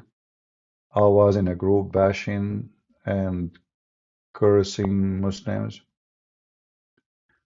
Well, I don't know. You don't feel too much guilty about it because Muslim they bash Christians too. So you were a Muslim at that moment anyway. You were practicing Islam even though you were a Christian.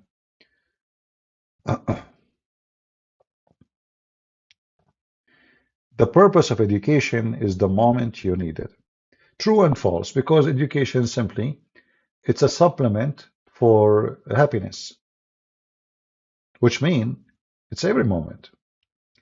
You know, education is not about, again, it's not about profession. Like I have my degree in law, right? I can work as a lawyer or as a judge, but that does not give me pleasure. It doesn't. What gives me pleasure is the knowledge, the ability to answer, the ability to, uh, uh, you know, to help people. It's a different joy. So the moment you need it is every moment, because a human being without education is different than a human being. Education changes you. This is why a person who is educated is different from people or a person who's not. And usually, as we said, education is not about a degree, but degree can be, let us say, like an extra, especially if it's not in the topic which will support the education you are seeking. Like, in my case. So if I study law, I have to study Islamic law, Christian law, Judaism, civil law, and that all will lead you to be educated about the law. But in order to do that, then you have to study the religions. So in this case, the education serve the purpose with the degree, because both of them, they support each other. Other profession, no. Other profession, if you are an eye doctor, your specialty is only the eye. You don't even know anything about teeth. You are not, you are just an eye doctor. So there is a profession and there is education, and usually they are not the same. Senator Mendez, he got receiving gifts from Qatar. Well, all those senators and congressmen, they are fraud. I just saw a report that our congressmen in the state, they made a fortune of $1 billion. Sorry, 1 billion? Yeah, I think 1 billion. I'm not sure really the number. I forgot. Maybe more. I don't know. Yeah, from the stock market. It turned to be all our congressmen and senators are very heavy investor in the stock market. Why? Because simply they have an information we don't have about stocks, so they never lose. So this is telling you this is a kind of corruption too. This is why until now the Congress refused to ban congressmen and senators from investing in the stock market during the time they are in the job. Why? Because simply they are there for that purpose. If you take it away from them, they will not. It's like, those people who go in YouTube and they have the monetize option, a super chat. If you take that super chat, what will happen? Anyone can tell me?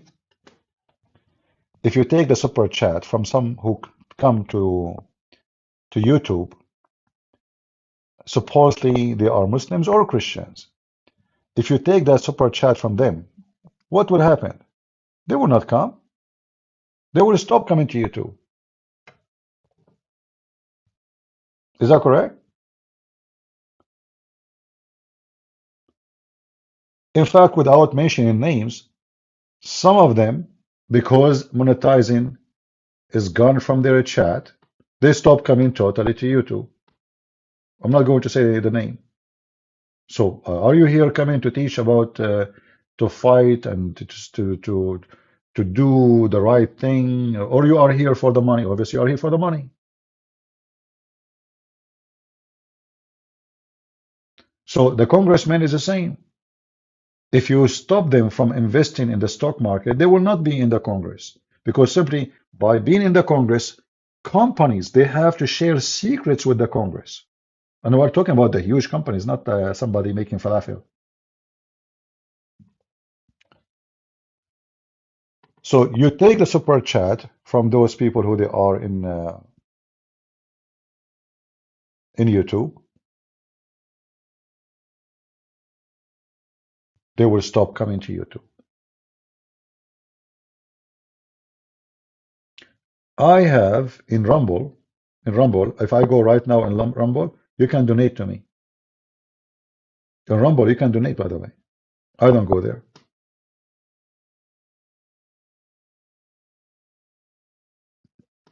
I went only once to Rumble, and then the first thing, you know, I got, it's a donation.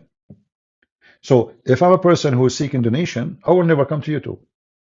I will say, okay, you guys, you wanna, you know, I will be there because there I can make money. Here I make no money.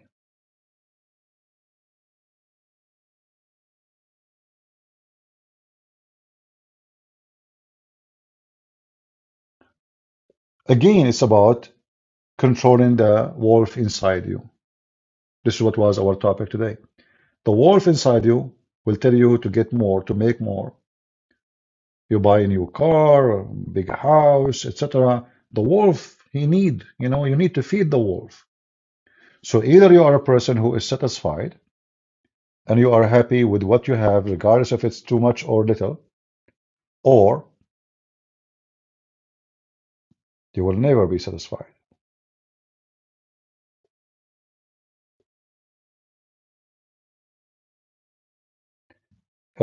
Isaac is asking me what job you do. Well, as you see, Isaac, my job is to laugh at people who say stupid things like you. So Isaac, he come here and he's asking Christian Prince what job you do. So what is the job I do now? And what the word job mean for you? Do I have to get paid for a job? There is people who get paid, there is people who don't. So right now I'm doing a free job for you, Isaac. So you stop being stupid, asking stupid questions. So now let me ask you, Isaac, what job you do when you come to listen to me? What is the job you are doing? I will give you three options. Are you a fool who is listening to me and you are not listening because all what you focus about is about what job I do? You give me questions that are so silly and so stupid. Since you came here, Isaac, you said nothing except stupidity. Are you a Muslim, Isaac? So what do you think Christian Prince he do? I write books. Is that okay for you? Do you allow me? I write books. I teach. I am Christian Prince. I hope that is okay for you.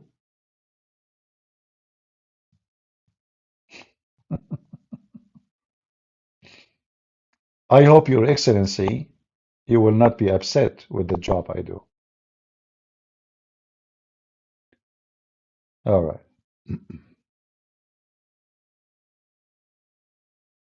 In fact, the job we do is very important. If our priests are doing their job, I will not be here. If our churches, our priests, our bishops, they are doing their job, Christian Prince have no need. But we have a zero priest. You know what zero is? Zero doing what he should do. When the last time you have a priest sitting with you and discussing something serious? You go to any channel, they open for you a page. Okay, let's open Luke. They read a verse and they start giving you a speech about the verse. But this is the verse he is making a speech about. He is reading a book about it. Which means even the lecture he give you about a verse is not even his words. They never speak about something serious in your life. They never discuss your needs in your life. They never discuss argument and debate and cults you face in your life. And the result of that, we have zero education between the Christians.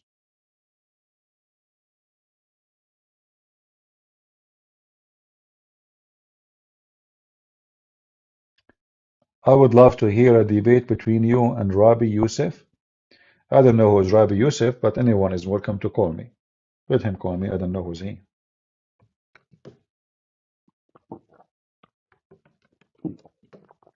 So you're drinking water? What do you think about Marmari? I don't know him. I saw a video of him because a Muslim was refuting him So I made a video about that. That's all. I don't know about anything about the guy. He's good, he's bad, I don't know. As the Lord, he says, you know them from their fruits. So if you have a good fruit, he's a good guy. Who am I to judge? We judge from the fruits, right? All right.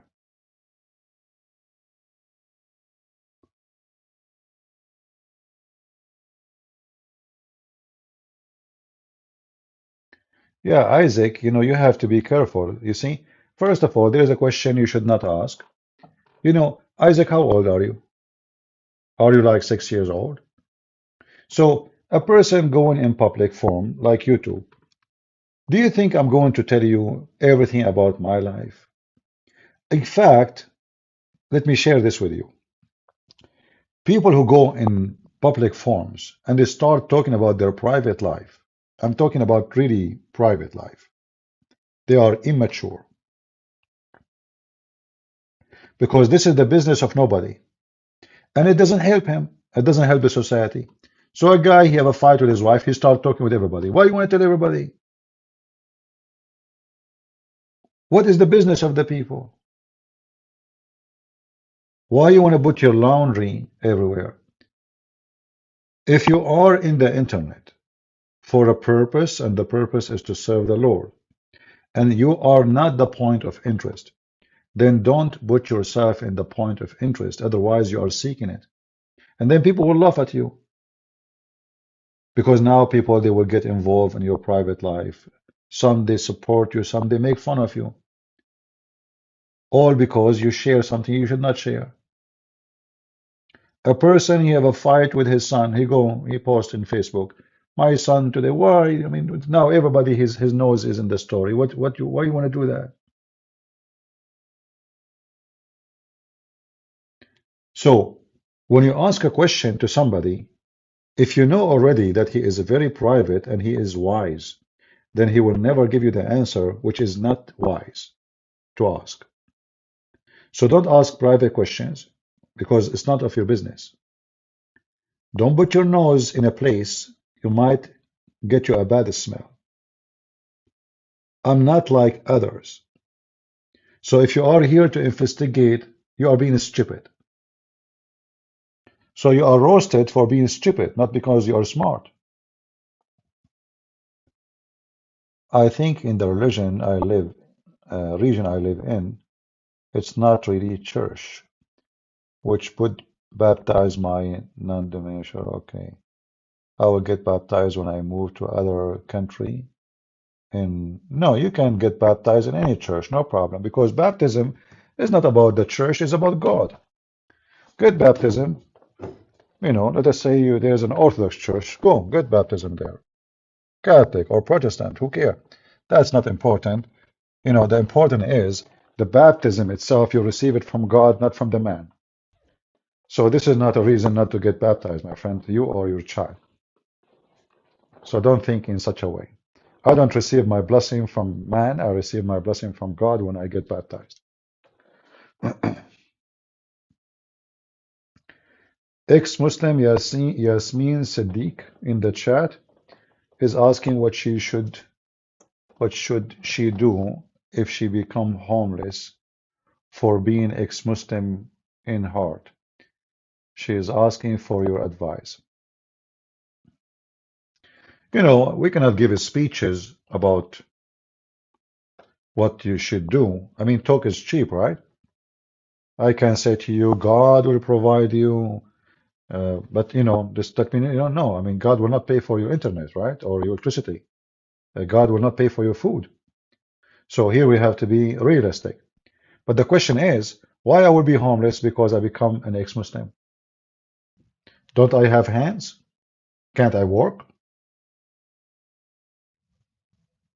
I will become homeless only if I am depending on somebody else. And when I change, that person, he cut the faucet on me. So the problem is not you leaving Islam. The problem that you are depending on somebody else. Are you with me? The lady who said she afraid to be homeless for leaving Islam? I will not be homeless because I am leaving Islam. I will be homeless because I depend on somebody.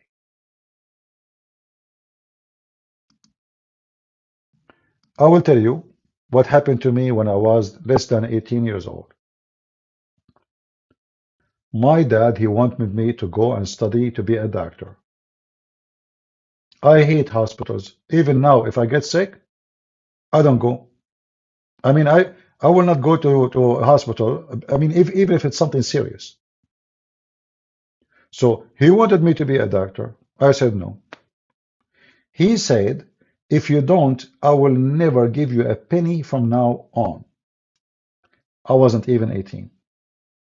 Since then, until this day, I never took a penny from my dad. I pay for my food, for my house, and for everything in life when I was a kid. So let us measure things. Let us say my dad was a Muslim. Thank God he was not. He was a good man. But he wanted the best for me in his understanding. He's an old-fashioned guy. You know, he think being a doctor is the best. What you can do. So if I don't follow his wish, I receive nothing.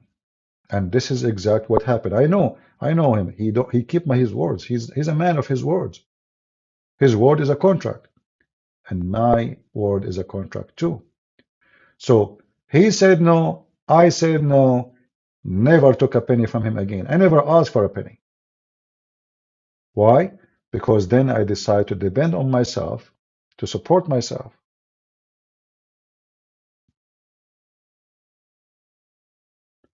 So why you want to depend on somebody else to support you?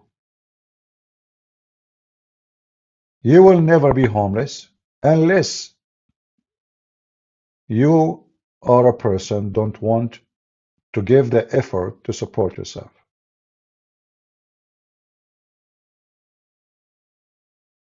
Do you understand what I'm saying?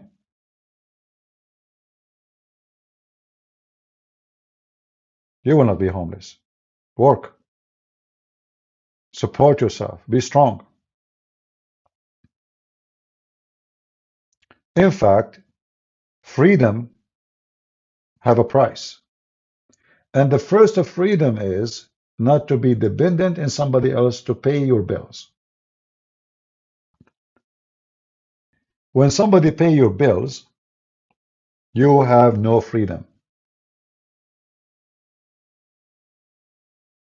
When somebody pay your bills, he or she choose your clothing, your food, where to go, where not to go.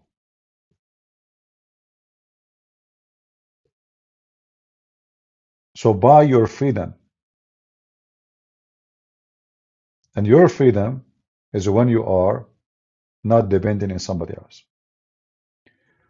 What if you are sick, CP? There is no safety net in America. I was lawyer just starting my career. When I get sick, my whole life was taken from me. I don't know what you mean by getting sick. You know, if you get sick, let us say you are unlucky. Let's say you have cancer. You die. So what? Yeah, okay, die. Let me tell you this. Once I woke up, I was scratching my side, and then I felt there is something big in my side. Like suddenly, man, what is that? It's like a potato and so hard, really, really hard. I pulled down my short and I found something brown, big, like a potato in the side of my leg. In my mind, I said, okay, that must be cancer, you know, because I heard that it can happen like this suddenly. I did not go to hospital. I did not cry. I did not, okay, cancer, cancer. I'm not an expert. I don't know. I mean, what is it? I have no idea what is this. I mean, I woke up, it's there. I have no idea until now. What is that? You know? I did not go to a doctor. I did not get worried. I don't even care. All what I care, I don't like it. Then it's gone. It's gone by itself. It's gone by itself. It's gone by itself. How? I don't know. But based on reading in the internet, all article says this is cancer, very high possible it's cancer. Did I go panic? Did I go crazy? No. No, okay. I did not go to a doctor. I did not even try to check a doctor. I just check in the internet to see, and I look at pictures, and then after that I say whatever it is, it is. You know, it's gone. It came by itself, it's gone by itself. Maybe if it's painful, very painful, maybe I will seek a doctor because annoying, but it was not. So you might be the person that is saying you have little luck with health, and then every one of us have different luck with health, let us say. There's some they die in a very young age. There's some they stay healthy even they are really old. There's some they die at the age of 2. Some they die at the age of 20. Some, human being is exposed to all kinds of things. The most important thing is to be happy until the last moment in your life. Even if you are sick, even if you are dying, nobody can steal your happiness away from you. And happiness is something you feel inside you. It's not by medicine you take. It's not by somebody giving you speeches. It's about a balance of understanding of life and death. There is a story about a monk. The monk is dying. He's very old. So they brought a doctor to him to check him out. And then the doctor, he came out and he said to the other monks, I think your brother, he lost his mind. They said, why? He said, I just told him, maximum you have a few hours to live. And he gave me a smile, as if I said nothing to him. Actually, he's happy. So they said, why you don't ask him why he's happy? You just told him he's dying. So he went inside and he told him, if you can't talk, I just told you you have a few hours to die, maybe 1 hour, maybe 5 minutes, I don't know. But you gave me a big smile. Why you look so happy? So the monk, hardly able to speak, he said, well, I am serving the Lord all my life, and now you are telling me you are going to meet him in a few hours. So what do you want me to do? I'm so happy. So this is the bend in your journey in life. You should know that you are born to die, not the opposite. If you understand that very well, then death will never be something scary for you. Death is scary for someone who don't understand why he's born. We are born to die, not the opposite. And if you are a believer, then you believe that death is just a new start.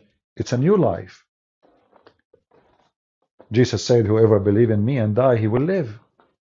So, if you are a believer, then death means nothing for you. Actually, it's a better place. Again, it's about how we see things and how we understand things, and then how we can control what's happening to us. I cannot control death. Death can come to me anytime, any second, maybe now. But I can control my happiness and how I feel about it. Either I'm going to be terrified, scared. If I am an atheist, I have no hope. I feel like, okay, life is taken away from me. That's it. I'm not going to see this no more. All those things around me, I'm not going to see them. I will be dead.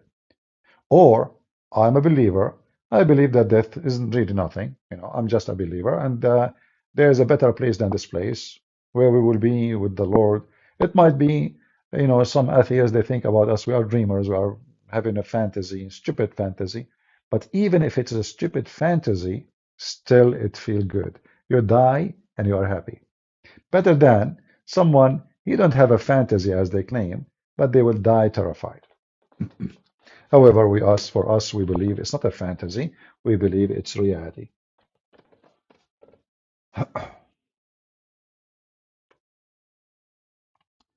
All right. Where in the Bible it says goal of life is to be happy.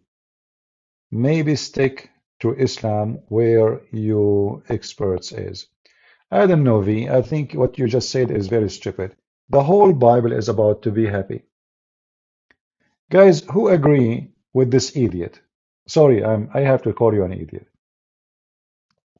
When God created Adam and Eve, did he put them in the garden and he provide them with everything they need so they can be happy?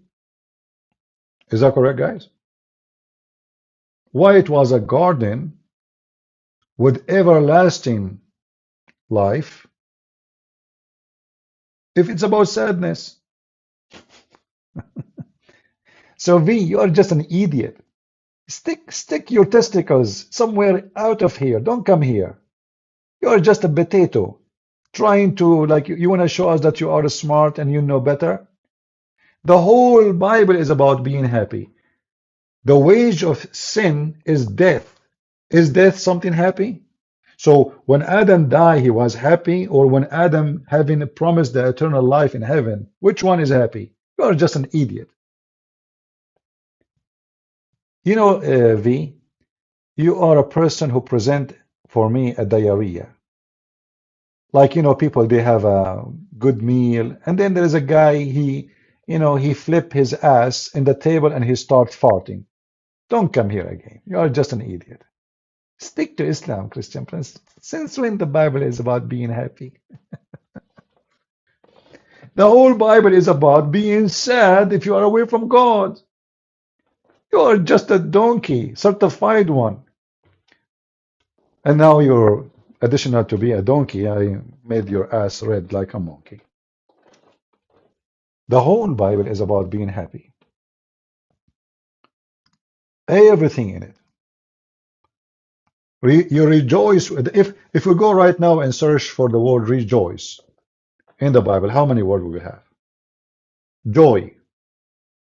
I mean, people are stupid. Stupidity is amazing. I am the only one who uses such a term, even though English is not my first language. Stupidity is amazing. I find it amazing. I mean, look, God, He created man. He gave him brain. So all of us, we have a brain, right?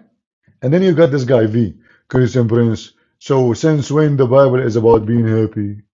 So what the Bible is about being sad, brother? So Jesus, He came to the world to make us sad? Is that what the Bible is about for you? Huh? Do you have a tissue with you? Did you like to make a video of yourself crying 24 hours because the Bible teaches you to be sad? I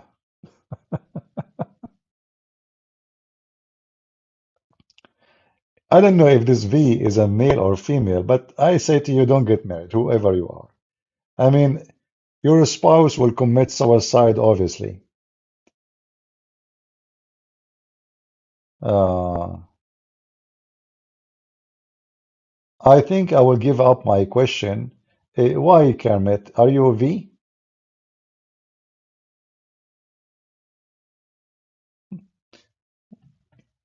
And why you are worried about being insulted? If your question is valid, who care about people insulting you?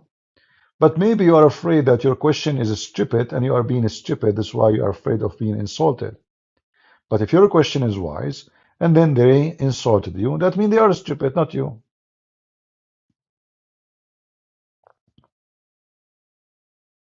There is nothing called Wahhabi and Salafism. This will not exist. There's nothing is called Wahhabi. This is just a joke.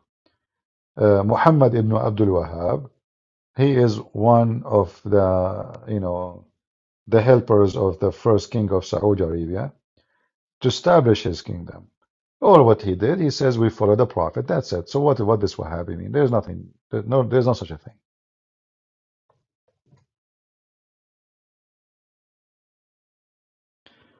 What was the question? I did not see the question. What was the question of Kemet? I don't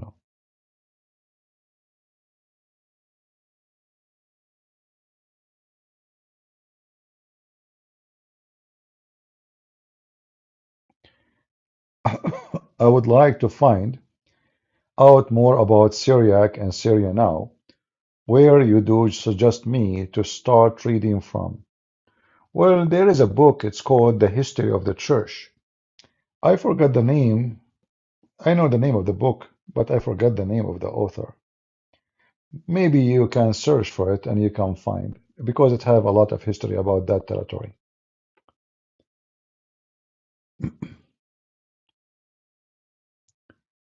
What are we to do as a Christians? What do you mean, Shiano?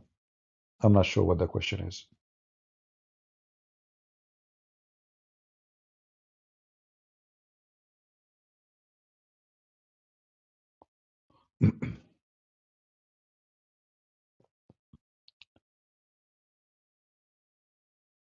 All right.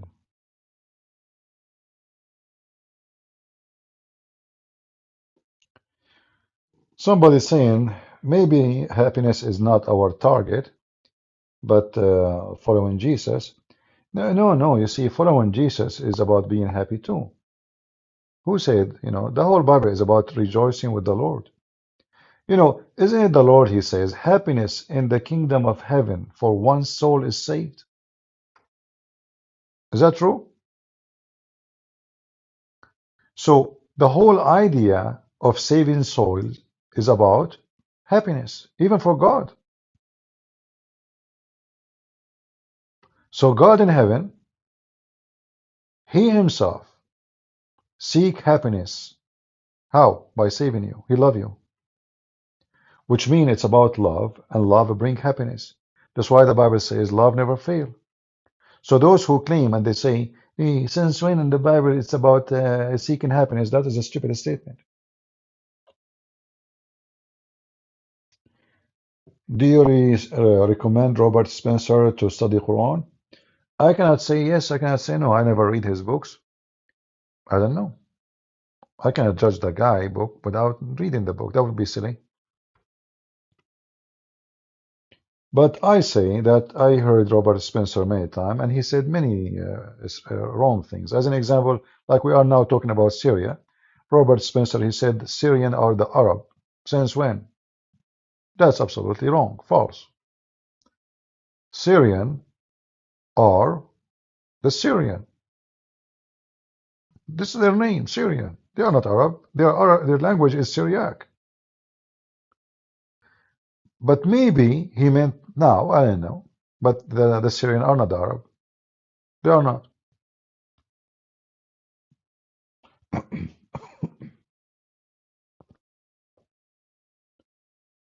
Uh,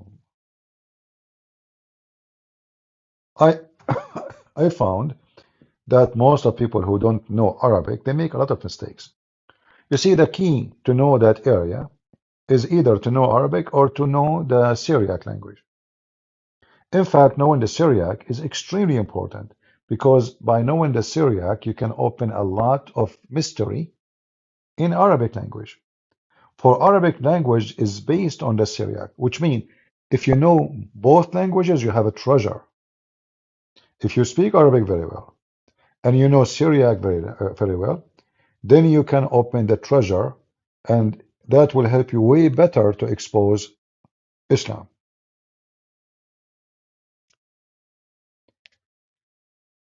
Syrian is what the Roman called the Assyrian. That's false. Syrian is the people of Syria, not Assyrian. There's a big difference between Syrian and Assyria. Assyrian.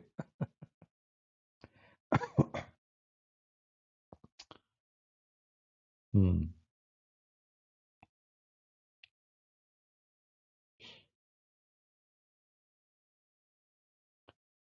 All right.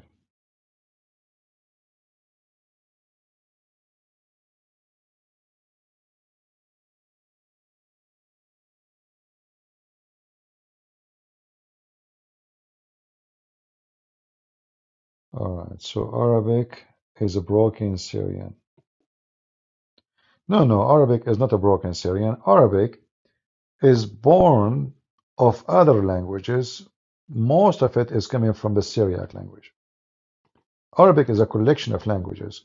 So in Arabic, you will find Ethiopian words, Greek words, Syriac words, Persian words. Arabic is a very horrible mix of languages. But there's a lot of mystery in the Quran right now can be solved by knowing the Syriac language. Because I believe that the oldest Quran never was in Arabic.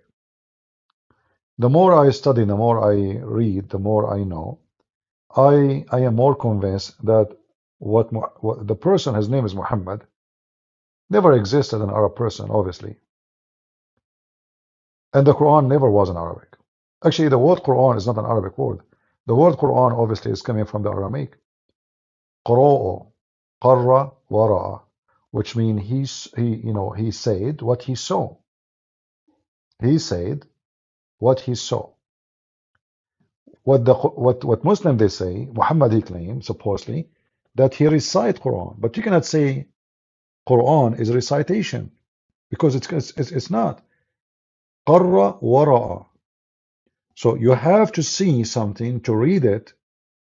And Muhammad did not receive reading. Muhammad received hearing. He heard the angel supposedly, and then he just repeat after him.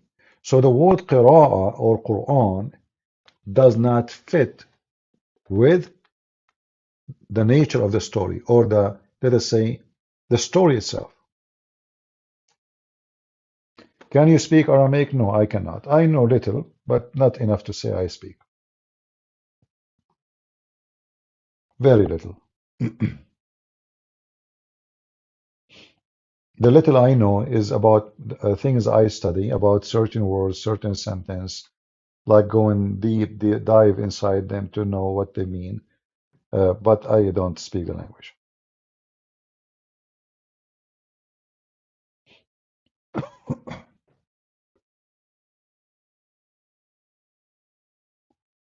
All right. What do you think about similarity between the description of Lucifer as son of dawn and Allah? Hmm. You see, it's not about description, it's about the ethic and the value. Otherwise, sometimes we use the same word for God, we use it for Satan. Like, don't we call God God? And don't we call Satan the God of this world? Yeah. So the word God can be used for either the true God or for Satan. But what the difference is? Satan is Satan, God is God. It's not the word. Do you think word will spread and Damascus goes 2024? You know, war can spread only if people who have the power, they decide to spread it. And those usually is, like countries like America, Russia, not those little tiny ones. Like now, if Iran decide to go in war, I mean, they are no match. They will be smashed. So their war can go for maybe a year, but they are not the one who can cause a massive war. Even they think about themselves as giant, but they are not.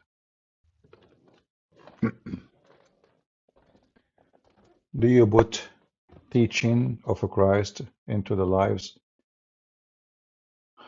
How do you put the teaching of Christ into the life of ourselves in practical? I cannot teach you that. You have to do it yourself. This is what we were talking about today. You can watch from the beginning. But the only one who can teach a person how to follow Christ is you. Because anything will be said to you, if it's not within your side, like your heart, it's not, that's it. It's just words come from your ear, from here, come out. So to do as Christ said, I will summarize it for you with one sentence. Isn't it Jesus said to the women, go and sin no more? That's it. If you want to live with the Christ, go and sin no more. If you practice this one sentence of Christ, you are a wonderful Christian. And you were able to do amazing accomplishment, even without reading the Bible, even without having PhD in religion and studying. Go and sin no more. Do we keep the Ten Commandments? Absolutely. We just said, go and sin no more. What the Ten Commandments about? It's about not to sin. In the Bible, there's way more than Ten Commandments. Ten Commandments is the major point of let's say a guideline, but there's way more. But all of it, it's summarized in go and sin no more.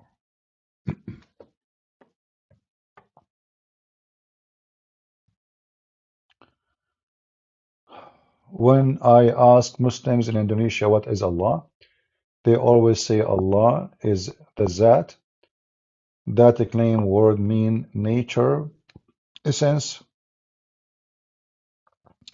You know, I find those Muslims in Indonesia, or especially those countries who don't know the religion or the language, when they say such a thing, it's just it's just because they are more confused than others. With that, you know, uh, if you go right now to dictionary and you try to find out what this the word that mean or the essence of it,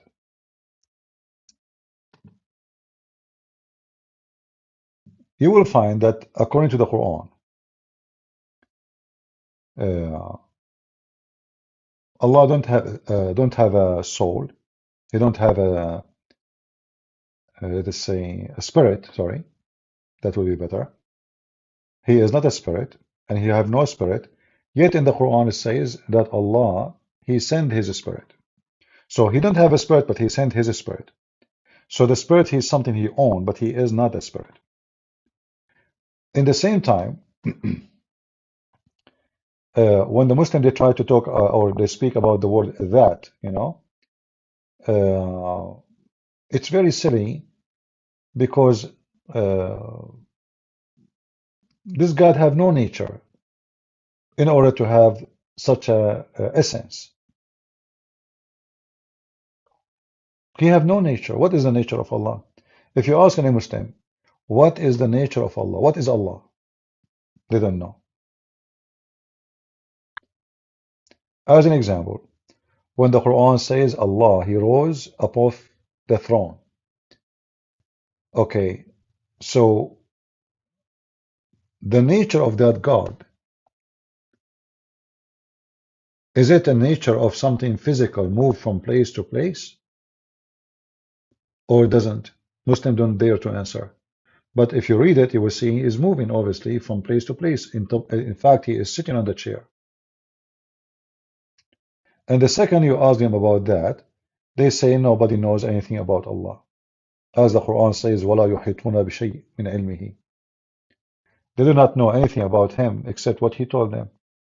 And what Allah He told them, nothing. So the Muhammadan, they use words just to, let us say, to avoid the question. Like what that mean? What is that Allah? Or the essence of Allah? No, they don't know. They don't know. If you go in the Quran, you will find this.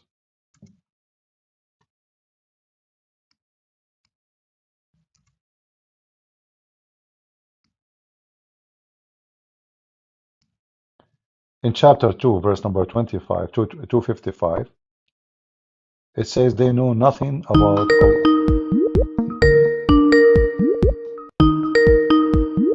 Oh, this is the sheikh from yesterday. Hello?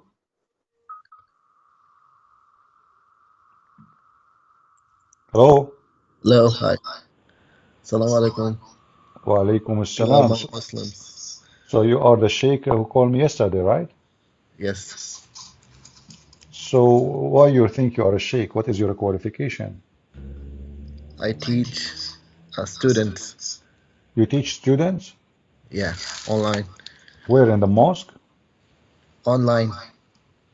Oh, you teach a student online. So what is your education, if you don't mind to share with us, sheikh? Yeah, from India. Yeah, but what is your education? I got Masters of Islamic Studies. In what exactly? Islamic Studies. I know, in what exactly? Islamic study, like what you study. Islam. About Islam. Okay, History. all right. As long you are a person who study Islam and history, so I want to ask you about, we were talking about the nature of Allah. What is the nature of Allah? Well, the problem is that you cannot know the nature what is not revealed. It's not what? What is not revealed, like it's nothing like anything to compare. What does have to do? Okay, so are you saying to me we cannot compare Allah to anything? Yes, So why Allah he compare himself to things? you give to make things easy for us to understand a little bit, but you But cannot. a second ago you said you cannot compare Allah to anything, and then you are saying to me Allah compare himself to things? Yes, he can do it, but we cannot. Ah, so can I compare Allah to a tree? Not, you know. No, I cannot. No. So, but Allah he compare himself to a tree. Yeah, he can. He. Okay, but look what you just said. So I cannot compare Allah to a tree, but Allah himself he compare himself to a tree. So obviously Allah is telling us that he is compared to a tree. So it doesn't matter who compare him, who is not. Allah he is compared to a tree. So now what is the difference between a tree and Allah? It's not the same. It's like, for example, that when Allah compare himself to a tree, he's giving an example of some particular, like what he's doing at the moment. It's not really saying that Allah is like a tree. Ah, okay, what he is doing in the moment. Like he's giving an example. For example, you do something. Uh, Yani, let's say a teacher is giving an example of mathematics. Doesn't mean whole maths can be compared to something. It's a old science, but you Okay, can compare a particular equation. all right, I will go with you. So when Allah he say he is the same as a light in a niche, what is the light present and what is the niche present? Go ahead. It's like not the whole nature of Allah. It's saying if you wanna look at, like if you wanna know some nature of Allah, you can see as like how light is scatters all over the place, even though it's so small. Yeah, but what is the niche? What is the niche to Allah? Is Allah is in a niche? No, Okay, so why Allah saying his light is the same as a light in a niche? I don't understand what is a niche. Niche is like a candle hole in the wall. Like in the old days they have like something to carry candles to put them on it. Yeah, he's giving example. It's not like comparison. It's more like an example of something. Hmm. But Okay, but you're a but Christian, but so if I can. the example does not make sense, then that's what I'm saying. So is Allah is an edge? Is Allah within a lamp? Is Allah is in a glass? No, no, no, no. It's just an example. It's like saying, like I said, a mathematics. You can give an example of in an equation, but it doesn't mean the whole maths is that. Allah is bigger than that. It's just a particular. Is giving like, No, there's so many if things. I say okay, if I say Allah is like a dog, what I is say this? you cannot compare. What is the similarity with that? I mean, why I'm saying the word dog if there's no similarity? So what you are saying about mathematics doesn't make sense. So No, if Allah describe himself his light like a light in a niche, that means there is similarity in the description. Why he chose niche? Why he chose within a lamp? Why he said the lamp is enclosed glass, and then why he says like we're a brilliant star, and then why he said in a tree, and it's an olive tree, you know. So why olive tree? Yeah, it's given an example for that people. They understand that example. But we understand nothing. So I'm saying you. So you see, I'm asking you, what does that mean? You say to me, this is example, example, but you didn't tell me what the example. Okay, what is the relationship between Allah and the olive tree? Read it from the Quran, what it says. You are a sheikh, you do not know what it says. Like I say, I teach children online.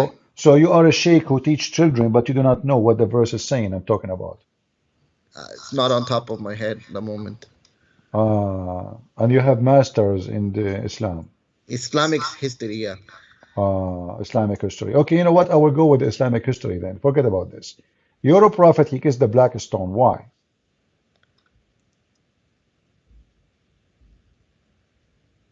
He had wahi that is say sacred. I mean, there's a lot of sacred things in the world, and the It's stone a is one of secret them. thing. I thought this is something easy Sacred, to sacred, answer. What do you mean secret? How it's a sacred, secret? sacred, sacred. Sacred, sacred. Okay, what is sacred about kissing the black stone? Go ahead. It's like Allah gave something for remembrance What of His remembrance? So you are kissing a stone to remember what? to like say this is the God that we worship. It's like you're not worshiping The anything black else. It's like stone. By kissing the black stone, you are worshiping yes. God. No, you're not worshiping God by Uh-huh. kissing it. You're it's like you're showing your respect that Respect you to gave whom? us this. Res It's like I give you a gift or your respect mom. to whom? Well, I'm giving you. Let me give you an example to explain it. Like your father gives you, let's say, a watch, and then you remember your father. You let's say you know, it's your tradition that you kiss the watch or you do certain to do certain, um yani, what do you call it? Yani. My Yeah, friend, according to Umar al-Khattab, he said the black stone neither harm or have yeah, a to him. benefit. Do you agree with him? Yeah, he said that. I mean, it's his understanding. It doesn't harm or anything. It's just a remember, So like why it's you just are a showing okay? respect. You keep saying to me, just remember. Remember what? Who is our God? It's like you, What the black stone have to do with your God? well, because He gave us this stone. It's not Why Allah like He gave you? Why Allah He gave you the stone? to remember Him. Where To it's like a gift. where in the Quran it says Allah He gave you a stone to remember Him? Can you show me? Well, there's like two. That's what I was trying to say. It's like hadiths are different than Quran. Quran is more like a command from what we should do. If we do not kiss the stone, it doesn't mean you will go to hell. It's just it's something extra. Extra. It's a tradition. I like extra things. Okay, is it true that your prophet he said that the black stone is going to have tongue and eyes and going to speak in the day of judgment?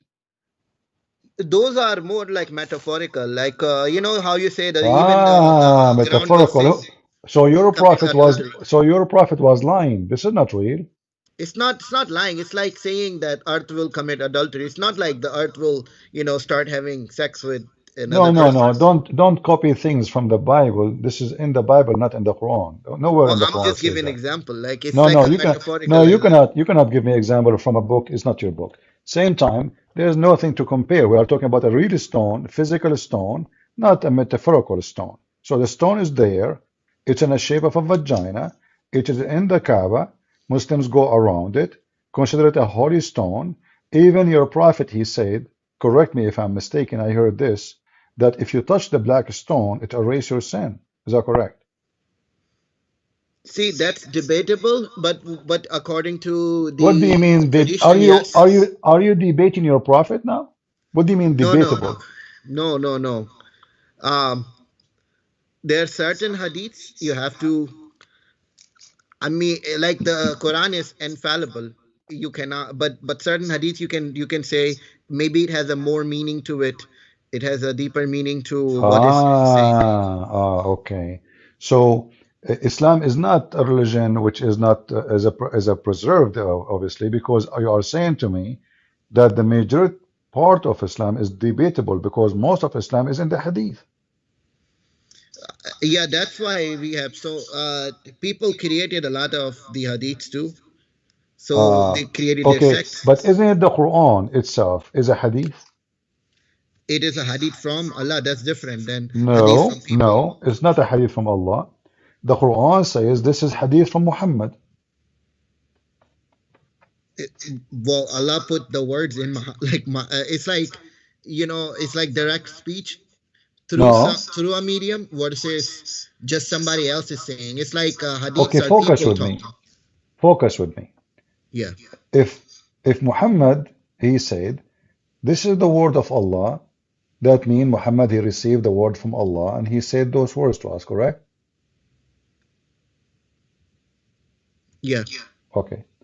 If Muhammad he says this is my words, then this is not the word of Allah. Do I agree? If he says that it's my saying, it's my ideas, then no. No, I'm asking you, listen carefully.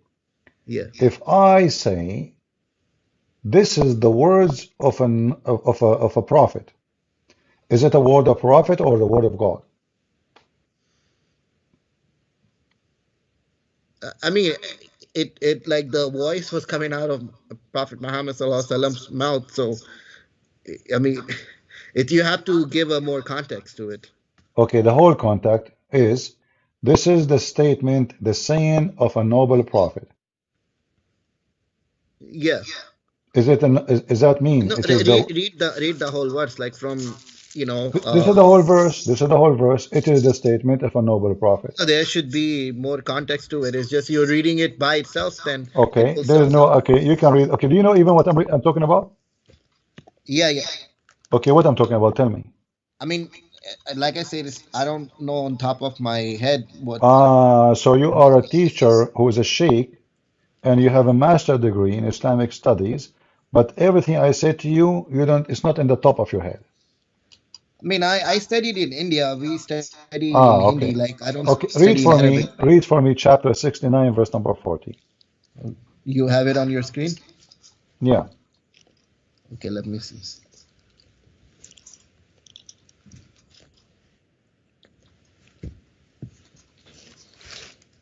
Wait, yeah, yes, yeah.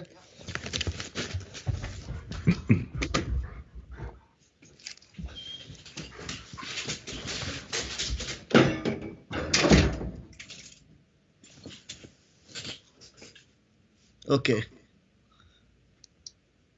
What you see? You Read there? for me. Yeah. Read for me. Go ahead.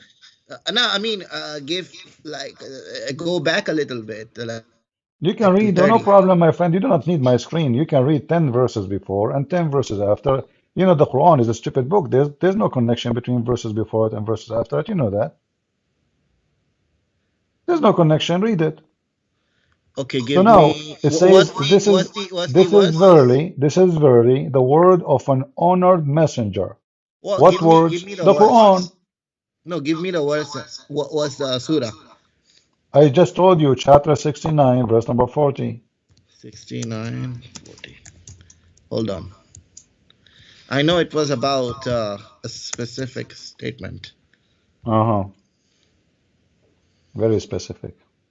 Yeah. Oh, yeah.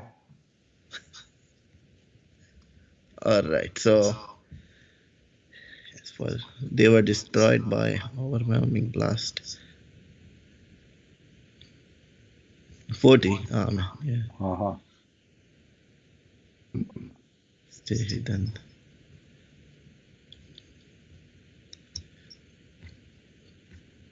Because like certain verses are like talking about specific things. It's not like the whole Quran is that. No, it says this is describing for the Quran, description for the Quran.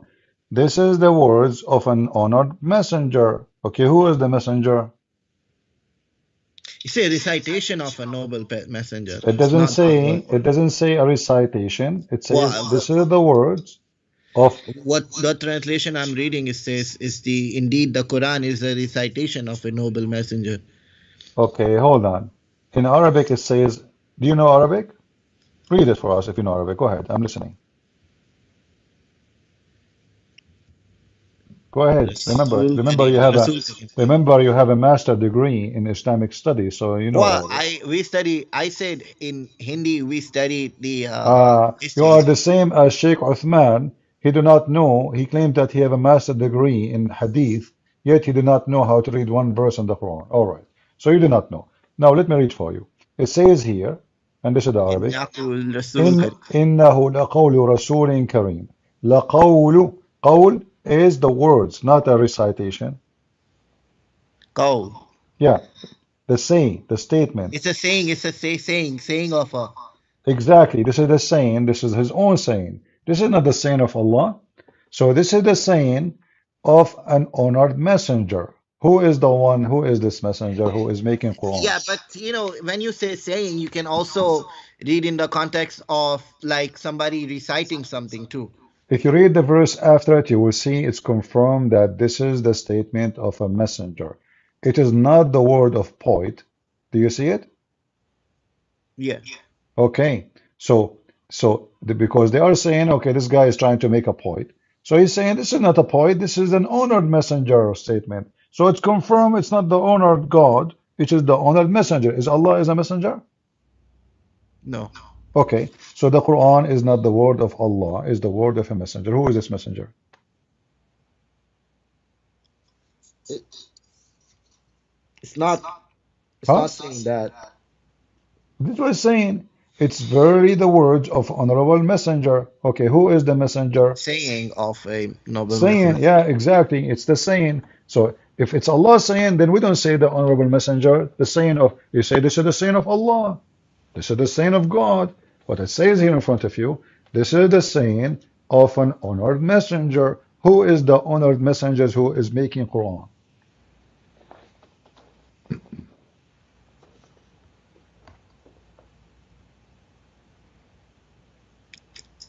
Like Prophet Muhammad, of course.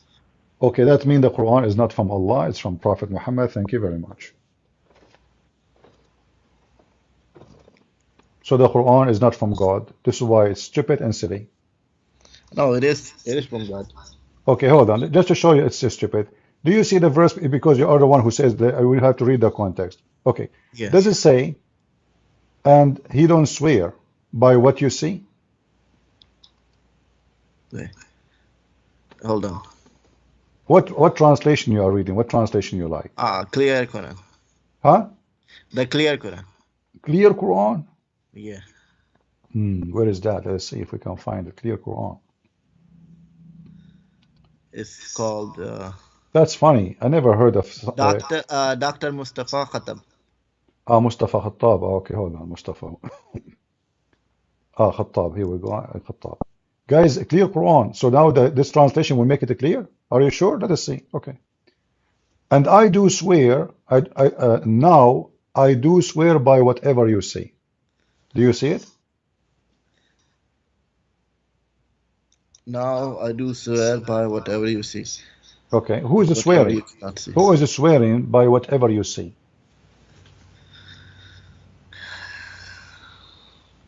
Where is that? In the same chapter, Mr. Master Degree in Islamic Study. What do you mean, where is that? The same chapter we are reading, the same verses. Just go a few verses before, verse number 38.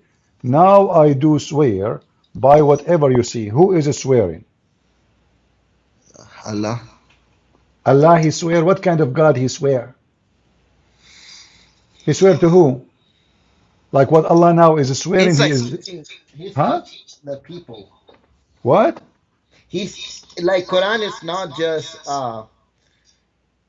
Quran is not just it's not just a book for like it's like you're teaching people. What teaching people? If God himself, he is swearing by what we see. What does that mean? He's swearing by what? Why God would swear anyway? He swear to whom? I swear to God because that will make me under penalty of lying if I'm lying when I Yeah, swear. he's like trying So, to say that, it's the ultimate truth. okay, so Allah is swearing to his God? No, he's not swearing to God. He's just swear can be like a firm statement too. Okay, hold on. He swear by what you see and whatever you cannot see. Do you see that? Yeah, yeah, yeah. Okay. So Meaning, like, now, if he, so if when Allah is Allah He not, swear, okay, hold on, don't tell me it's like, just hold on. So if I swear by what you see and what you cannot see, I'm accomplishing what exactly? it's like saying that if he was, if it wasn't true, then everything wouldn't exist. What exists? I mean, He is swearing by what we don't see. We don't even know if it exists or not. What are you talking about? Same time, I swear to God. God swear to who? Oh, man. It's swearing. You don't have to swear like on something. You can be. It's like an impactful statement. Okay, if I swear, let us say I'm a person who like tomato. If I Yeah. swear by tomato, I'm accomplishing what exactly? You're making a firm statement like, "Hey, I like this so much, but I'm like so that I'm swearing on this." Focus with me. I swear by tomato. What does that mean? It may like, what are you swearing for? Like, for example, you say, uh, if you say, "I like my child," and I No, no, swear no, on no, the no, no, Bible no. that I Don't, like don't, my no, no. child. I did not talk about liking. I said I swear by tomato. How you give me interpretation of my statement now? I swear by tomato. So you mean is it means that you are so firm in your statement that you are willing to destroy that tomatoes. I mean, come on, it makes Destroy sense. You're tomato? What just do you mean destroy tomato? I destroy tomato every day. They go to your mouth. They come from why? your Because anus. you just said that I like tomatoes. If you like it, you wouldn't want to destroy it. Why are you No, destroying something how you I like? swear by tomato mean I like tomato. How in the world It's that a happen? figurative speech, man. Come on, you I'm are a asking Christian. you, listen, focus with me. If I say I swear by tomato, I did not mention that I like tomato. No, I said I swear by tomato. I did not use the word like. So So why, here, why somebody would swear by tomato? Give me a reason. so let's say if you were to swear by a tomato, it would not make sense, right? But if you were to do it, Please it stop. will Explain. What do you mean doesn't make sense if I say I swear by tomato? because it's insignificant. You can swear by your mother, you can swear by your children because you love them so much. So you swear by something you love too much that you're saying that if I'm wrong, that this thing will be destroyed. So All it's right. like impactful statement. Come on. Okay. So you are saying to me that if your God Allah, He said, I swear by tomato, that does not make sense. If we say that I swear by tomato, yeah, that would be stupid. Thank you very much. But isn't it this is the Quran saying that Allah swear by fig? Well, okay, show me the words, man. What do you mean, show me the verse? Remember, you have a master degree. I in history and in Hindi You did and not you did not Islamic. study the history of fig and Islam together? Because obviously I fig have know. a great I mean, it's been a long time. I've been teaching children about uh, Islamic, all right. like here the Christian children. Okay. So this is your God. He swear by fig in chapter 95, verse number 1. He swear by olive and fig. And you are the 95. one who said to me that would be stupid, right? Everybody heard you. So Allah swear Tomato. by fig, Allah swear by fig and olive. Hold on. Hmm. Was the Anbiya 95? No, this is a teen. Even the chapter of the name is a fig. This is how crazy your religion is. The name of the chapter is the fig, a teen.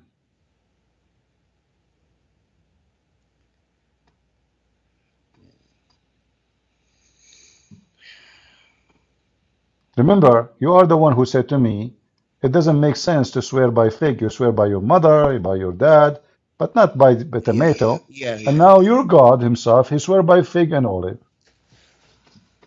Where did it say I swear by? It says, by the fig and the olive. This is swear. I swear. Where's the qasam? By, the word by is a swearing. No, by I mean in Arabic it should say like the other one it says qasam, right? No, it says there, by the, this is what it says, wattin wa zaytun. It's swearing. You can read the interpretation. Read that. Read. Interpretation is just I mean, there. Read the Arabic. My friend, stop telling me read the Arabic. You do not know Arabic. So if I read Arabic for you, do you know Arabic? No. So why are you asking me to read Arabic? Well, I mean, the word should be there. It's called qasam, right? That's the No, swear. no. Qasam is one of the words to swear. When you say what wa zaytun, you are swearing by the fig and the Oh, olive. can you show me this context in something else where somebody sweared and they said this word wa'altin as My friend, all your Muslim cleric who speak Arabic, big scholars, they say this is about swearing by fig. So don't come and tell me this is not. We can open right now any interpretation also you it's wish. like going forward with like Mount Sinai and all that. You said just the tomato. My friend, just to show you how silly you are. Isn't it the other verse says Allah he swear by what you see and what you don't see? Yeah. Okay. Is tomato is something we see? Yes. Okay. So Allah swear by tomato or not? I mean everything, not particularly tomato. Like if you just say tomato No, by itself. it's even more horrible because now we swear by everything we see. We see shit. We see potato, we see tomato, we see garbage, we see cats, we see rats, we see cockroaches. He's your God. He swear by everything you see and what you cannot see. So now, don't tell me that he don't swear by fig. It's confirmed. So It's a Allah swear by figurative everything. speech. Allah swear by everything you see. And the other verse confirmed that your God, Allah swear by fig and olive. Fig, olive, mountains, and all that. Uh-huh. Why Allah swear by fig? You are the one who It's a said to it's me, a figurative speech. It's like saying that like it's a figure again of speech. example It's a figure of statement. speech. So a minute ago, it was stupid when I said that to If you you. say you said only tomato, if it was like only by a particular fruit. So guys, if it's only tomato, it's stupid. So okay, let Yeah. me add salt. Tomato and salt, that's not stupid now? No, if you say tomato, salt, other chemicals, everything that No, you exists, said, yeah, you that's said, you said you swear by something very valuable for you, like your mom, your yeah. dad. You don't swear by tomato. So what is the value of tomato for Allah or fig? Well, it's not saying only fig. It's saying it's like it's like a figurative speech. It's like everything that exists, What like figure of fig, speech? Why olive he is plant. swearing by fig? Give me the figure of speech reasoning. Why I swear by fig? What is fig? What is the significance of fig for Allah? It provides nutrition to the people. Ah, so Allah and the Arab they share the same tradition. Both they eat fig. What you said? Allah he ate fig like us. He liked No, no, fig. no. It's for the people. I mean, he's telling it to the people. Like, I Why mean, he Allah don't loves his swear by? creation. Okay, why Allah don't swear by coconut? By what? Coconut. Well, coconut is included. It says seen and unseen. It's like everything that It's exists. included. It's like Allah loves His So why you creation. I said mean, to you know me? that. Why you said to me? It's silly to swear by tomato if Because you it's said included. particularly tomato. If you said Well, Allah only swears here by he tomato, said that would be here stupid. here he said particularly fig. Well, it says fig and the olive and the mountain. It's like Okay, putting he emphasis. mentioned only three things. Go down. What it says after that. That's it. Okay, speak about. Here we go. He's mentioning the Mount of Sinai, and Yeah, this is the territory of Sinai. That's it. Okay, and and go down. What it says okay, after that. that's it. And land. Yeah, the land of Sinai. That's it. So, what does it have to do with God? And why God he swear by it? Is it like is that his God is there? I mean, it's like Arabic is like that, Why he where don't you. swear? Why he don't swear by the Kaaba? Which one is more important for It's for Allah? the people. He's Which speaking one to a is more certain important? Okay, which one is more important for the people, fig or the Kaaba? Kaaba, but it's in the context of that people who are listening to this What probably they what liked fig. what contact? Those are people It's in probably Mecca. they were the ones who were producing fig and olive. So Those are people in Mecca. They never been in Sinai anyway. And by the way, why he is saying the word wrong? It says Sinai in English. It says Sinin in Arabic. Since when Sinai is Sinin? Sinin have nothing to do with Sinai. Since when? can we talk Same, about Christianity? same time, the word Tur is not Arabic word. You see the word Tur? Since when the Yes, word Tur is an Arabic word? Tur is not an Arabic word. This is an Aramaic word. Arabic is it's mixed of different. I mean, it's a So Arabic it's Arabic like a is desert mixed. Okay, language. thank you. So Arabic is mixed. So why the Quran saying this is a pure Arabic if the Pure Arabic is not Arabic is a Arabic? mixed language. It's Pure I mean Arabic all is a mixed languages have, language? for Guys, example, hold on, guys. Did you hear this? Pure Arabic is a mixed language. That's mean the word pure is false. no, let me tell you. For example, Hindi, right? We don't have word for bridge. We don't have word for guitar. So we use English words because those are not existent No problem. in But when Hindi. you say this is a pure Arabic, and then you say to me that Arabic is never exist as Arabic, it's a mixed language. This is Well, so you that cannot say is mixing is so you cannot say it's a pure Arabic because simply the word pure does not fit. It's not even there. There's no pure Arabic. that. I mean, if the word doesn't exist in Arabic, then what would you want to what you want to be So are used you then? saying to me Allah, he could not find the word in Arabic to use it, so he have to borrow words from other languages. It's And I mean, yet, all languages are the same. They're no, like okay, hold on. So when Allah he took words from other languages, does yeah, that make the Quran clear or unclear? it makes the Quran complete.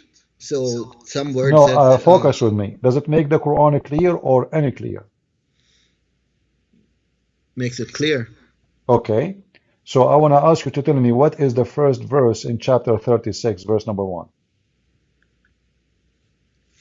Gotta search. Hold on. Hmm. 36. You said Yasin. 36. Yasin, yeah. What is the first verse mean? Remember, Yasin. you are the one who said to me, it's make it clear.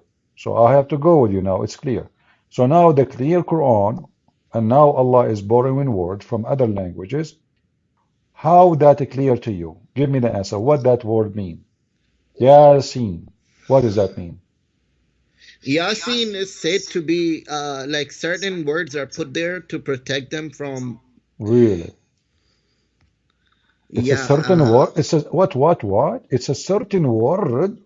I'm asking you yeah what the word like is. Alif Lam Listen, Mim. listen. You said to me that when Allah He borrow words from other languages that make the Quran clear. What that word mean, if it's clear. Go ahead. Yasin. Yeah. Yasin is not from any language that exists on the earth. No, it is. The Muslim scholars agree that this is a Syriac word. What it means, like yeah.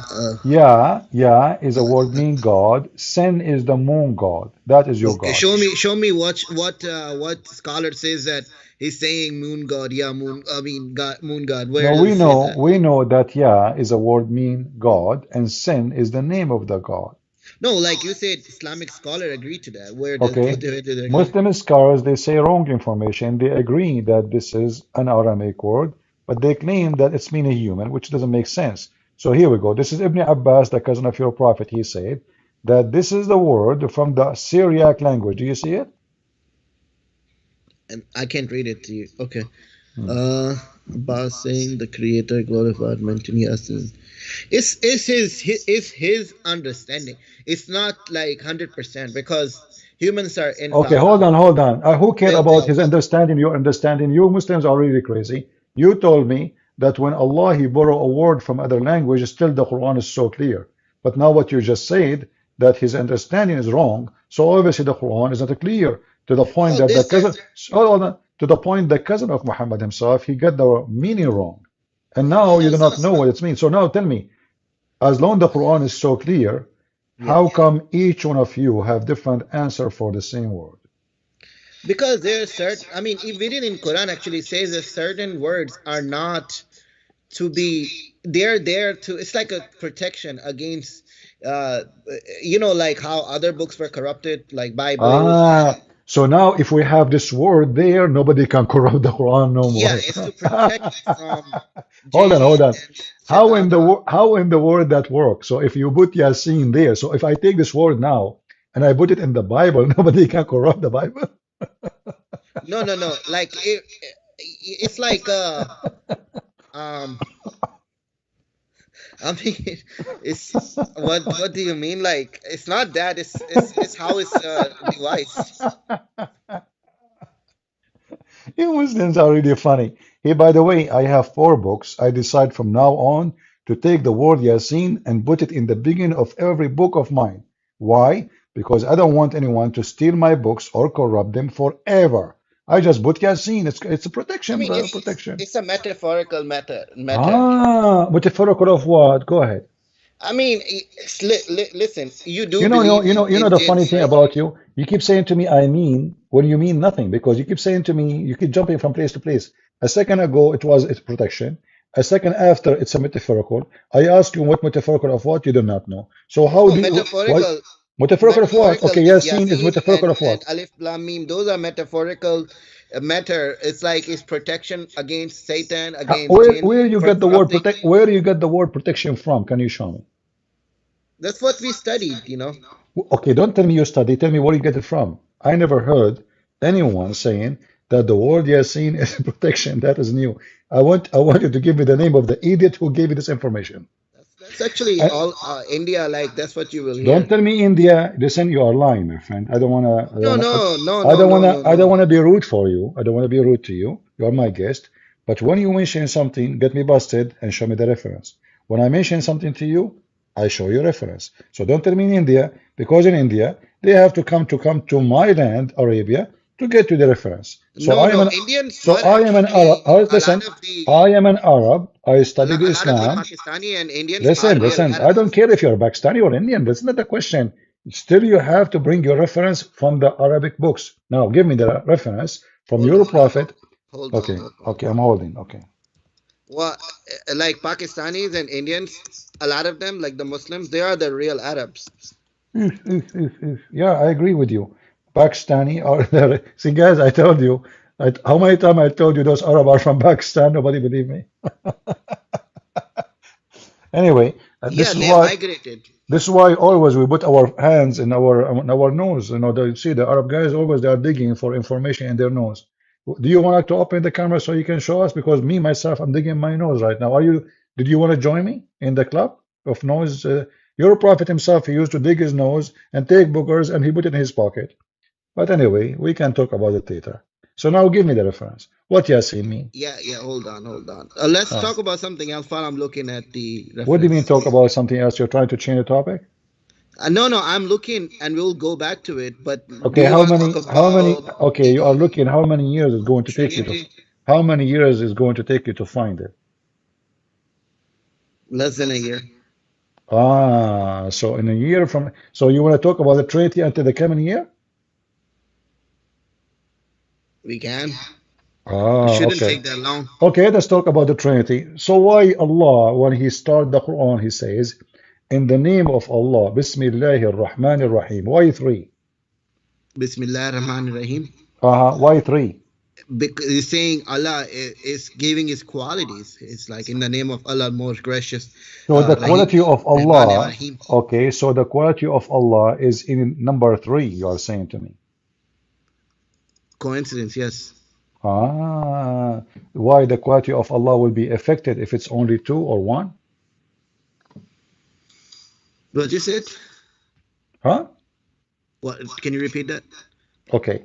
I ask you why Allah, He say three. He described Himself in a three description. You said to me that this is the quality of Allah coming in a three things. Why No, three? no, it's not quality of Allah to come in three things. It's like it's saying He's the most gracious Rahim and He's the most Rahman, and those are the qualities. It's just He's What the? just Well, okay, hold telling on. you if you read this, He's the most. First of all, where is the word most in the Quran? Can you show me? No, I mean Rahman. What is Rahman? Or what is Rahman Rahim?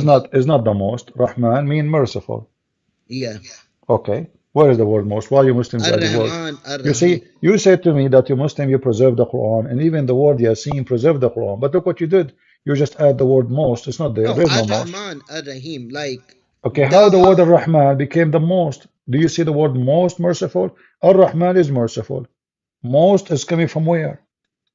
no Rahman is but Ar Rahman, the merciful. My friend, okay, the merciful, but it says in your translation, this translation you choose for me, it says most. Is the word most in the Arabic or not? It's just it's not there, but it's understood. So it is not there. So you Muslims, you did not corrupt the Quran, but you are adding words Allah never said. Now let's go back to It's zero. understood. Okay, no problem. So Right. now Allah is saying in the name of Allah. Don't you think this is the most stupid statement to say in the name of Allah, He's Allah? No, because Quran is for human beings to read. I don't It's care. like Allah, still Allah is talking.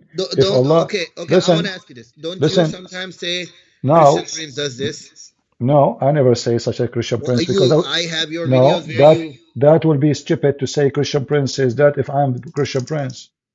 yeah, you do say that sometimes. Like I heard it No, myself. no, I don't say that. Or like this is Christian Prince friends, like something like this. No, I say at the end, this is your brother Christian Prince was serving you for today. Thank you very much. That's all. I don't say in the name of Christian Prince. So how your God is talking, he say in the name of Allah, but he's Allah. For there are two reasons. Number one is that Uh-huh. he's Allah. He's not human being. So what he Well, does that's is even not the more same as. that is even more stupid because I'm if going. he oh, no, hold on. If he is Allah, you don't say in the name of Allah. He's Allah. Is Allah is a name or not?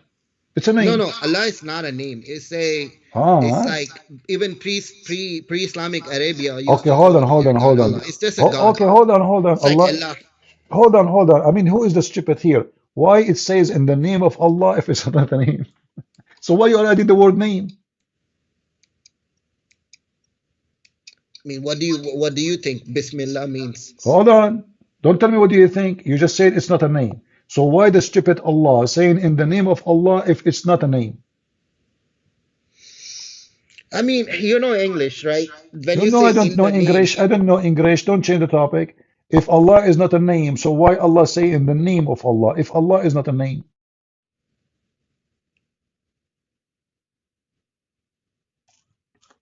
in the name doesn't mean you mean Ah, in the the name does actual not mean name. it's a name. Ah, so we say in the name, but it's not a name. We say in what? I mean, this is the book, the clear book. So now you are confused. So okay, what is the name Not of your God? confused. Okay, hold on. So you are saying to me Allah is not a name. So what is the name of your God? He doesn't have a name per se. Allah does not have a name. So why you Muslim you say there's no Allah, there's no God but Allah if there's it's not a name? You recognize the one who revealed Quran is the one. That's Listen, why it gives all these now names. The listen. black stone. If it's not a name, if the word Allah, okay, what the word Allah mean? It's like how Jesus was like praying No, Ilah. don't tell me it's like how I'm asking you. What is the word Allah mean? It's like derived from the Don't tell me Aramaic word like. Allah. Don't tell me like. Tell me what the word Allah mean. It's derived from Allah, Don't tell me from like. Don't tell me like. What is the word Allah mean? Allah itself.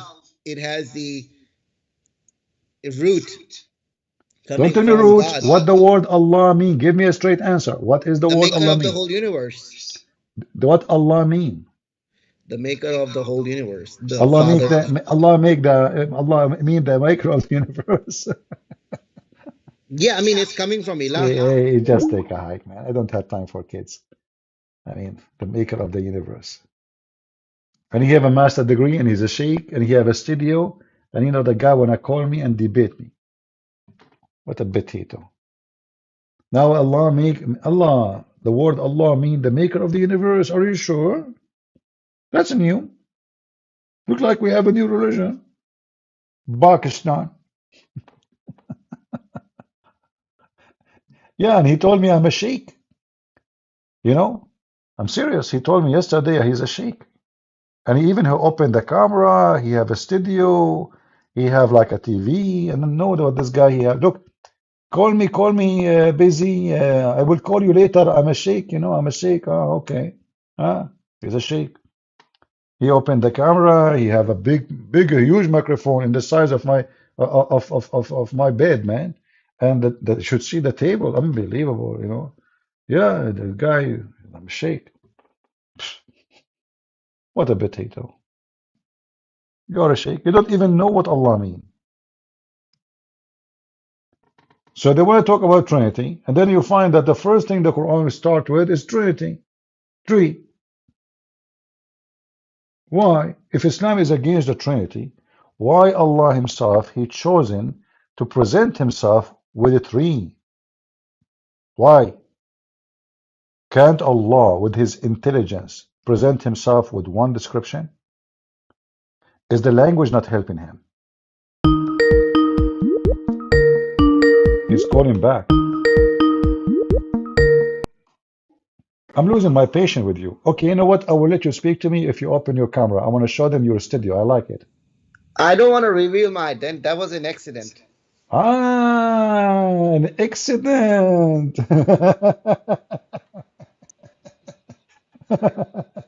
Yeah, by the way, as long as it's an accident, let us talk about. Is that okay if we talk about accident? Well, we were talking about Trinity. You now you Yeah, want to yeah, we change were this. talking about. You did not give me the answer. Obviously, you do not know what Allah mean. So let us I talk about. so Let us talk about okay. accident. Let us talk about accident. So when Yeah. Allah He sent His angel Jibreel to Muhammad, was Mhm. it an accident that Jibreel He squeezed him 3 times? He didn't And squeeze him. He shook him, like no, no, make him awake. no, no. He squeezed him 3 times. Remember, we're talking about Trinity. So look at religion. Allah He start with with 3 names. Angel came to Muhammad. He squeezed him 3 times. He said to him, read it 3 times. Is that correct? Like I say, see, three has a significance in No, no, Islam, no. of Don't tell course. me how significant. You tell me why. Why 3? I thought you Muslims are religion of Well, because oneness. it's what Allah's will. Okay, now Allah will. So that means there is something serious about number 3. So why, when Muhammad he become a prophet, he could not be activated as a prophet except, is it like maybe the angel he was squeezing him saying, in the name of God the Father, first time, then he squeezed him in the name of God the Son, second time, and then he squeezed him in the name of the Holy Spirit, third time? Otherwise, Holy tell me, Spirit is hold Jibreel on, himself. don't go there. Now, why he squeezed him 3 times if 3 times is not part of Islam?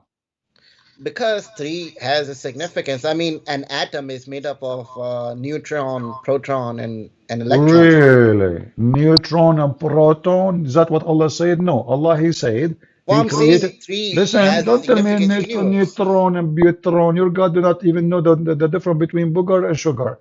So listen, in the Quran, Allah created Adam from dust and water only. Don't make things up. Water has three atoms in it too. Okay, so are you confirming the Trinity right now? Because Not obviously Trinity. I'm you saying just Allah designs stuff no, in three. no, no. Okay, Allah designed everything with the Trinity. That's mean the Trinity is the fingerprint of God. Everything is three. Now let's He go back. he Let us prefers go back. things in. Let us go back to zero. You heard about When golden ratio? okay, hold on. When your prophet been squeezed 3 times, Uh-huh. what happened to your prophet after three He didn't times squeeze. squeezing? He shook him 3 times. No, he squeezed him. I insist. Oh my God. All right. Or we'll go No, with you. don't tell Okay. me, oh my God. Don't say that. Say, oh my Allah. Ya Allah. Okay. So now the prophet been squeezed 3 times. What happened after 3 times squeezing? He shook him 3 times to Did you say make. he shook him? Shook him? What does that Yes. mean? What do you mean he shook him 3 times? I mean, you don't know what shook, like shake. No, no, I did not. So he shake him. Yeah. I used to have those things, like you have a hole, you put coins on them. So you keep shaking it until one coin come down. Why the angel was shaking the prophet? To like make him, it's like awareness. I mean, it's not like a type of shaking when you shake a person. It's more like, hey, I'm here. Oh, he am here. I mean, the guy in the front of him, you do not need to shake him. Because he did not know what he's actually seeing. I mean, you know that stuff, Does man. it Come on. say, does it say Moses that, had. does it say, you said to me, he did not squeeze him. Did it say that he could not even breathe, your prophet, when he starts squeezing him? Yes or no? It's not like, see what, like if you see a ghost, right? Or if you Ah, see some kind but of the ghost, but okay, did he see a ghost or he saw a man? he saw a body that he did not recognize. He got scared first. I What do you mean, mean a that's body? Did just a he see a normal. man? Did he see a man or a body? What do you mean body? He saw a spirit. No, I he mean, saw a isn't man. Jibril a Holy Spirit? Ah, but well, that's not what it says. A man, he came to him and he squeezed him 3 times. And now, after Jibreel, he squeezed your prophet 3 times. What happened to your prophet? He become the squeezer? No, he like got the wahi. He got what? Wahi. What got wahi? I mean, he give him wahi without squeezing the guy? You have to, I mean, see, we don't know how it works, man. Come on. I mean, No, no, we know how it works. It says it clearly. He squeezed him to the point he can't even breathe. but we don't know how Allah like does like give wahi to people. You know that. Ah, we do Musa not alayhi salam know. actually Okay, hold on. Okay, okay, okay. So now the Prophet Islam is started with three squeezing. Allah he talk with three description. Mary she fasted for 3 days. Zechariah did not talk for 3 days. A Muslim man he divorced his wife 3 times. What is up with this is number three? A I Muslim told man you he a Muslim man three he do is a there Muslim is man he do some pattern. oh shut up. A Muslim man he Allah do listen. A Muslim man he do ablution. He have to wipe his face, his hands 3 times. Why three? I told you Allah has preference for three. Why? I mean, it's His will. Ah, so why you question the will of the God of the Christians? See here how you Muslims are hypocrite. The three is all over your religion. Everything is number three. And then the second we question you, you say it's his will. Okay, so why you question the Trinity of Christianity? If this is God will is to be three and one at the same time. How come you question it here? You Because don't Allah question it says there? He's one. He's Okay, Ahad. hold on. First of all, you said to me, Allah, he said his one. Where he said that? Qul huwallahu ahad. That's false. It doesn't say one. It says ahad. Ahad mean one off. No, ahad means like No, ahad one. mean one off. Type the word ahad in the Wahid, search. wahid means one. Listen, no. Okay, wahid mean one. Thank you very much. Wahid, one. Ahad mean one off. I will type the word ahad for you in the search engine of your website. And here it says ahad. All those verses, it says ahad. All of them, if you click at any of them, ahad mean one off. Chapter 2, verse 102, it appeared twice actually. Chapter 2, verse 136. Chapter 2, verse 85. 285. Chapter 3, verse number 37. Chapter 3, verse number 84. Chapter 3, verse 153. Chapter 4, verse number 43. Chapter 4, verse 152. Chapter 5, verse 66. Chapter 7, verse number 80. Chapter What's 9, your verse point? number 6. Chapter, shut up. Chapter 9, verse number 84. Chapter What's 9, your verse point for 27. this? So all of those, it says ahad mean one off. I mean, do the translation of 984. All of them. Okay, 994. 984. Doesn't matter. Ahad mean one off. So you Muslim, you lie when you say ahad mean one. Because ahad mean one off. This is Arabic, pure Arabic I supposedly. mean, so why people translate it as Because they are Muslims, and Muslims are potatoes, and we are here to fry them, and this is why we are frying you. You are telling me why? If all the Quran have the word ahad all over and mean one off, how in the world only in that place mean one, not one off? It's a fabrication. So you're a I stupid mean, prophet. if Hold you go on, hold to on. You're a prophet. He took this phrase from the Bible. O Israel, your God is Echad. This is Ahad, Echad. Echad does not mean one as a person. Echad mean a unity. This is why you Muslim, you believe in Tawheed. Is that correct? can you repeat that? Do you believe in Tawheed? Tawheed, yeah, of What? course. Okay, but isn't it Tawheed is unifying? It's in even in like Old Testament. No, no, Your no, God no. is Hold on, one. hold on. Okay, yeah, Old Testament. Thank you. So now, if Allah is one, why you are saying unifying Allah? How you can unify or unite Allah if He is one?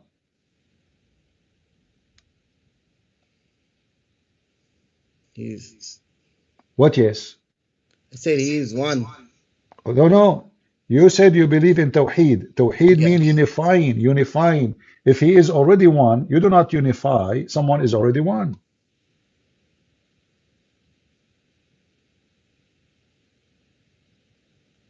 I don't get it. You will never get it because you are Abdul.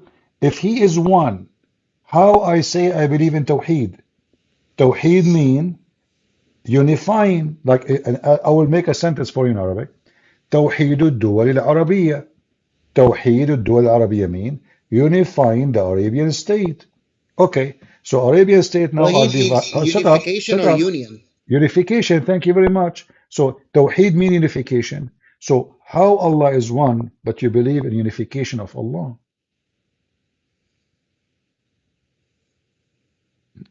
Allah is a I mean, it's the thing is what you're asking me is as if Allah is a person. It's not. He's more. He's like it's something that doesn't exist in our universe. So Allah, it's difficult thank to you very compare much. to something. I agree That's with why. you. That's why we I say you cannot I compare agree to with anything. you. Allah has never existed in our universe. He has not existed. It's just a lie. Hold on. You see, your God, he keeps saying we. Why Allah he call himself we? What you said? Why Allah he keeps saying we? Well, that's. I mean, that's a easy one. That's a Hold like on, a hold on, royal. hold on, hold on. People, take a note. This is a very easy one. Are you sure? Yeah, Okay. Do you swear by fig that this is very easy? this is easy. Yes, All right, guys, take a note. He is sure this is easy. Why Allah he says we? If it's so easy, go ahead, tell us. it's a like how royal people speak too. They say we. It's Ah, like speaking of authority. so you are saying to us that your God, he found that he will not look good if he say I, so he like himself to be fake we. So he No, no, said it's not we. fake. It's fake. Is he one or many? I mean, his power is equal Who care to about his power like now? Okay, his power is one power. Is it many power? It's one power. So no why he compare. hold on? Why he say we? You are the one who said like royalty, but royalty they speak in the name of the noble. That's why they say we. Like we, the queen and the nobles, we say the following. So it's a fake. Is your God Allah is again unifying a kingdom, and He is just the head of the kingdom, chosen by the noble who they are, just like Unifying Him. all the existence of the universe. No, no, that's not a question. If Allah is one, Yeah. when He say we, isn't it this is a fake we, or it is a true we? I mean, it's not like he's saying that he is a lot of them. It's just a.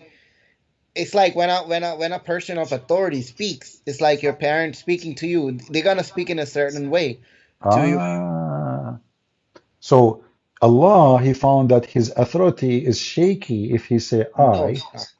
Okay, so It's why not He? shaky. You are the one who said to me He chosen we to Yeah. make Himself like royal. So No, no, He not like royal. He is more than royal. So we is No, suited no, for he is his. not. He is not. He chosen the same as royal. You are the one who chose that word, not me. He's more than royal. He's not. It's like If he way is more more than than royal, anything. then he will I mean, not be. okay. If For he is example, not, why do you say he if to he yourself?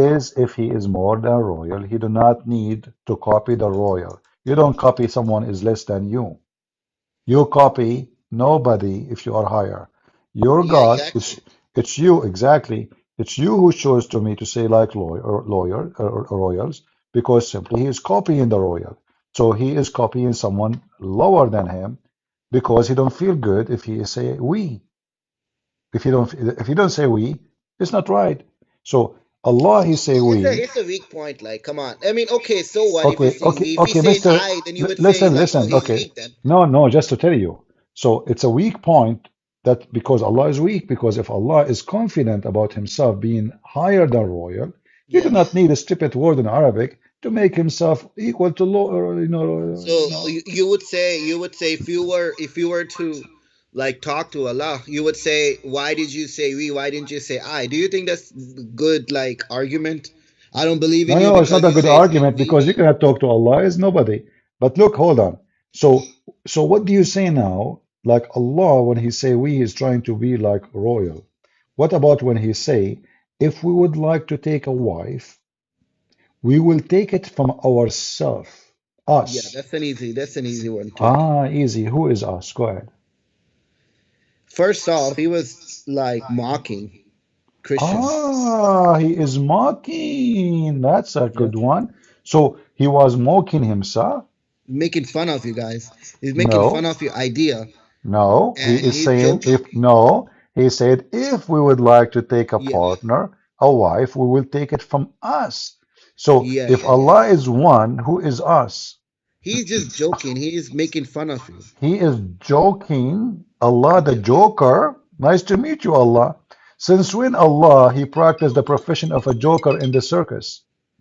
No, like he's mocking you. He's saying that, You in are a you mocking way, that no, that's he what you is consider not that God would, no, he is not mocking. Respect your God, please. He is mocking himself because he didn't say ha ha ha ha. He says, had we intended to take someone as a partner, we have take it from us. yeah. Okay, us who? Like I said, this is just a mockery of people who think that, that Okay, God would are you reproduce. making mockery of your God, giving false interpretation? Because I'm nobody in not the Quran, mocking. That's how not it is. I mean, you can read, nobody. Okay, you can. all right. Listen, give me the interpretation of one person says this is a mockery. Hold on. Let me search. Uh-huh.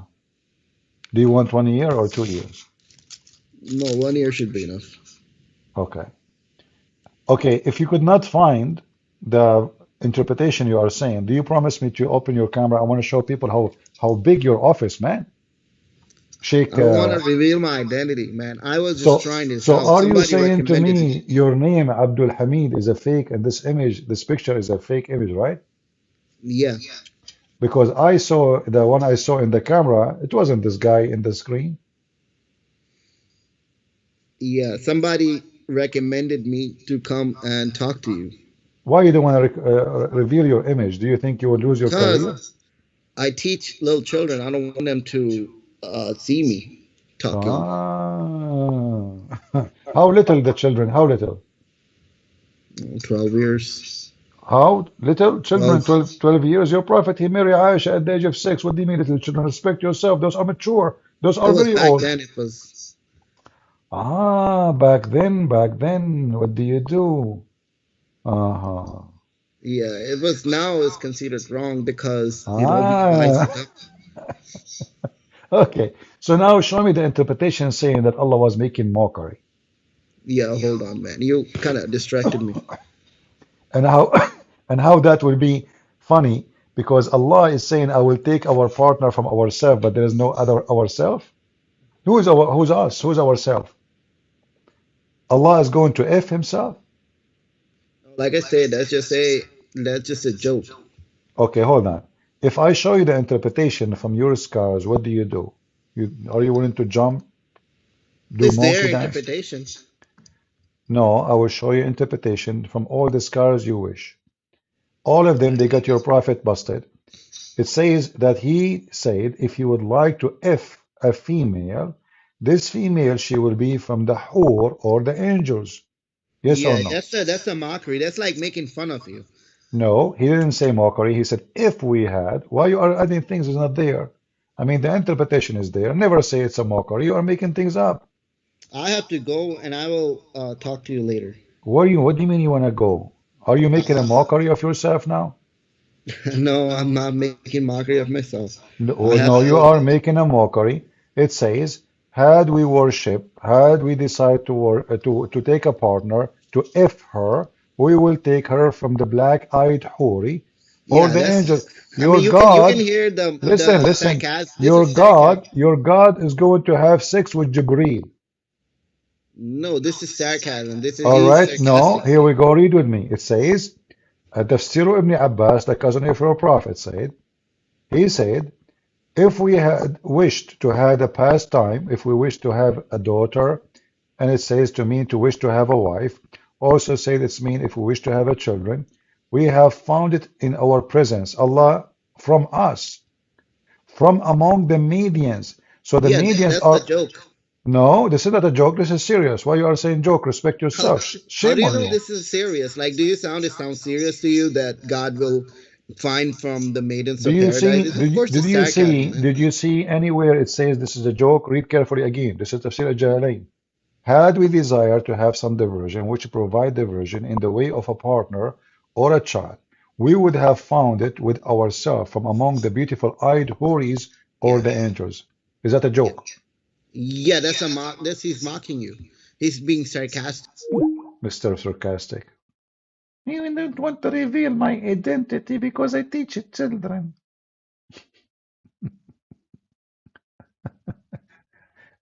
The funny, stupid monotheism.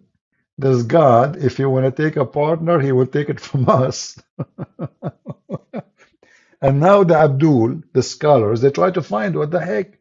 So we have to cover this us thing. And now they look, okay, who's there? Who's with Allah? So they found the median woman. I mean, but those are women. Allah will F a woman. That means Allah is a man. Or an angel. Allah will F the angels. So the Muhammadan could not explain the stupidity of the Arabic Quran better than this.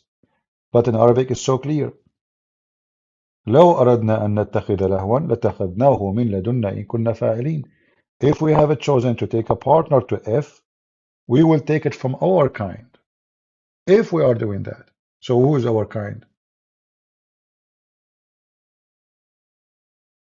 If Allah is one. And remember, in order to take a partner, the partner have to be equal. Like, you don't marry a dog to a horse. They have to be from the same family, same kind, right? So who is the partner who fit to be with Allah, and Allah call it us, which means his kind? So the stupid Muhammad is a certified donkey, like all of you Muslims. You try to duct tape your prophet. The whole idea is about how to duct tape Muhammad. You keep putting duct tape to the point nobody can see his face.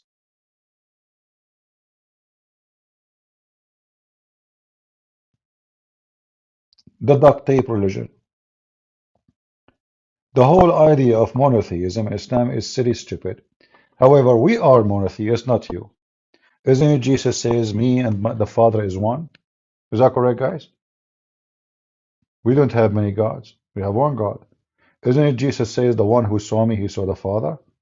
So Trinity simply is not about three gods. It's about God in three persons. And if God cannot be three and one at the same time, well, he cannot be God. Because who is going to tell God what he can be, what he cannot? He's almighty. The word almighty means he can be wherever he wants. The Bible makes it so clear. Nothing is impossible with God. So if your God cannot be three and one, that's because your God is a potato. My God, he can. My God, he can resurrect people from death. My God, the Messiah, according to Mufti Menk, he waved his hands. He just waved his hands, and thousands of people, they are healed. Just waving the hand.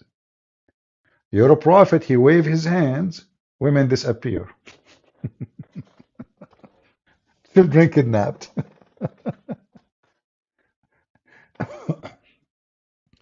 I want to make a final word about this monotheism thing.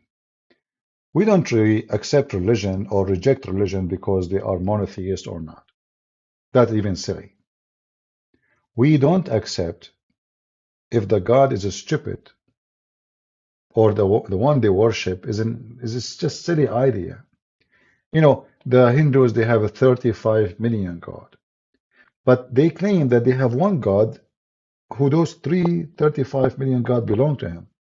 So we don't reject Hinduism because they are having one God or 35 million. No, this is not the reason. But because Hinduism is stupid. Elephants, rats, cats, whatever. There's a group of people who worship Satan. They call themselves satanic. And they worship one God. His name is Satan. They are monotheist. Is that correct, guys? Those who worship Satan, they are monotheist. But how in the world that make you having a true God? So when the Muslims speak about themselves, we are monotheists, this is very silly. Well, Satan is monotheist too. There's many false religion, they are monotheist. The question is if the God is true or not. Otherwise, he's one, he's two, he's seven. Who am I to decide? If God is true, is exist. If there is a like this the Greek legends about the Titan gods. Hmm? If those are true, then they are true. What we can do about it? If they are exist, they are exist. Correct? So it's not about the numbers. It's about if it's true story, it's true person or not true.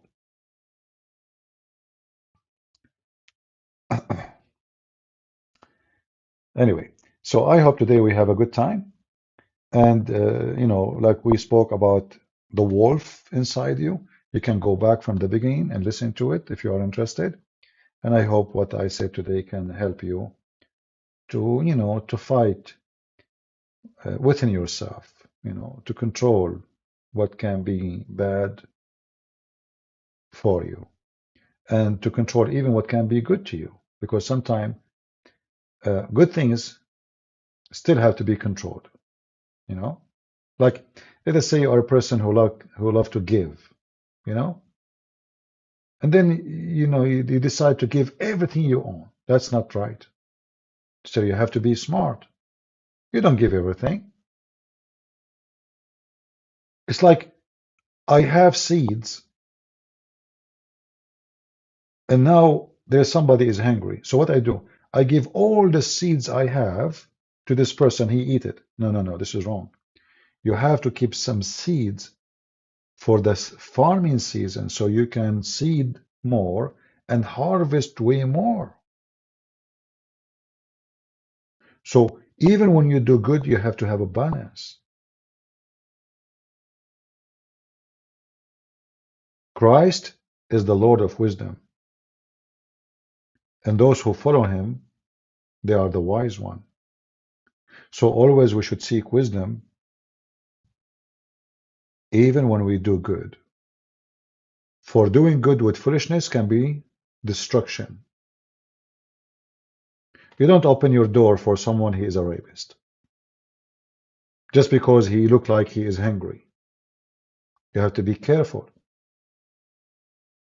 As the Lord, he says, they come to you in the clothes of a sheep, but they are wolves. So we as a Christians, we are followers of the Messiah, the Lord of the wisdom. We are not the same as those Abduls who believe there's a God who will give us endless penis. So they go in the field like wolves and they want to bite everybody. That will not make you anything but the dog. So you see those dogs of Hamas screaming, Allahu Akbar. I mean, what victory you brought yourself? You brought shame. You are a rapist. You are a disgusting creature. And then, because their religion is religion of hatred and bloody hatred, they praise the rapist. This is how evil Islam is. If those are one of us and they are rapists, we will spit at them. You don't serve God by raping women.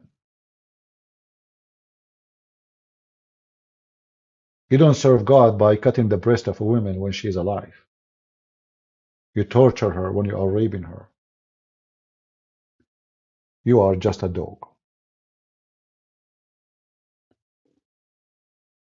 The Messiah, he restores our humanity within ourselves. The main purpose of the Messiah to come to us is to make us a human again, for we lost our humanity. We became evil. Through history, human being is evil. Country take over country, country control country, people kill people, people rape people, people steal the money of other people, and always they justify everything they do. Always the excuse is ready.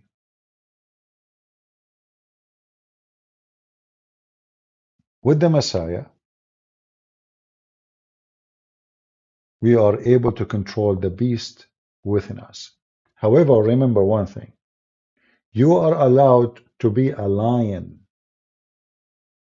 when it is time to be a lion.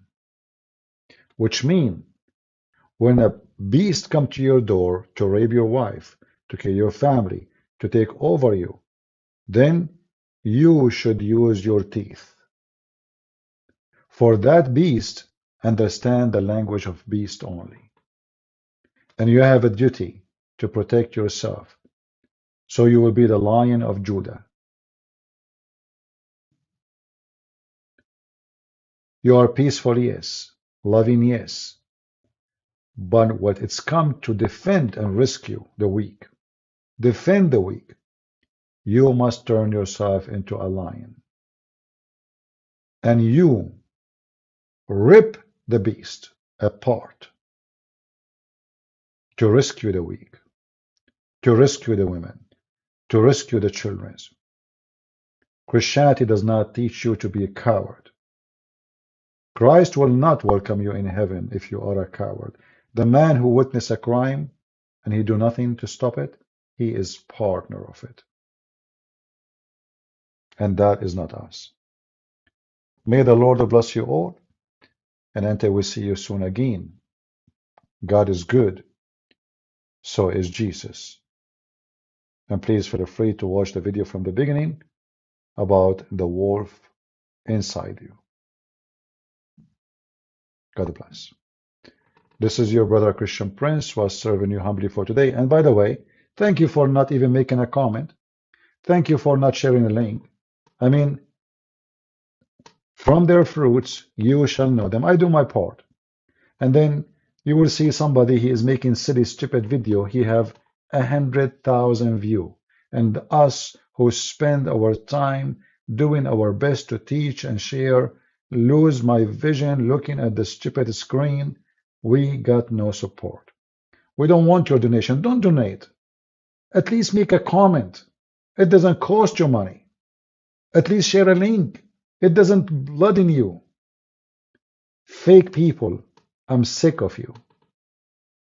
From their fruits you shall know them. Not my words. It is his. Thank you all.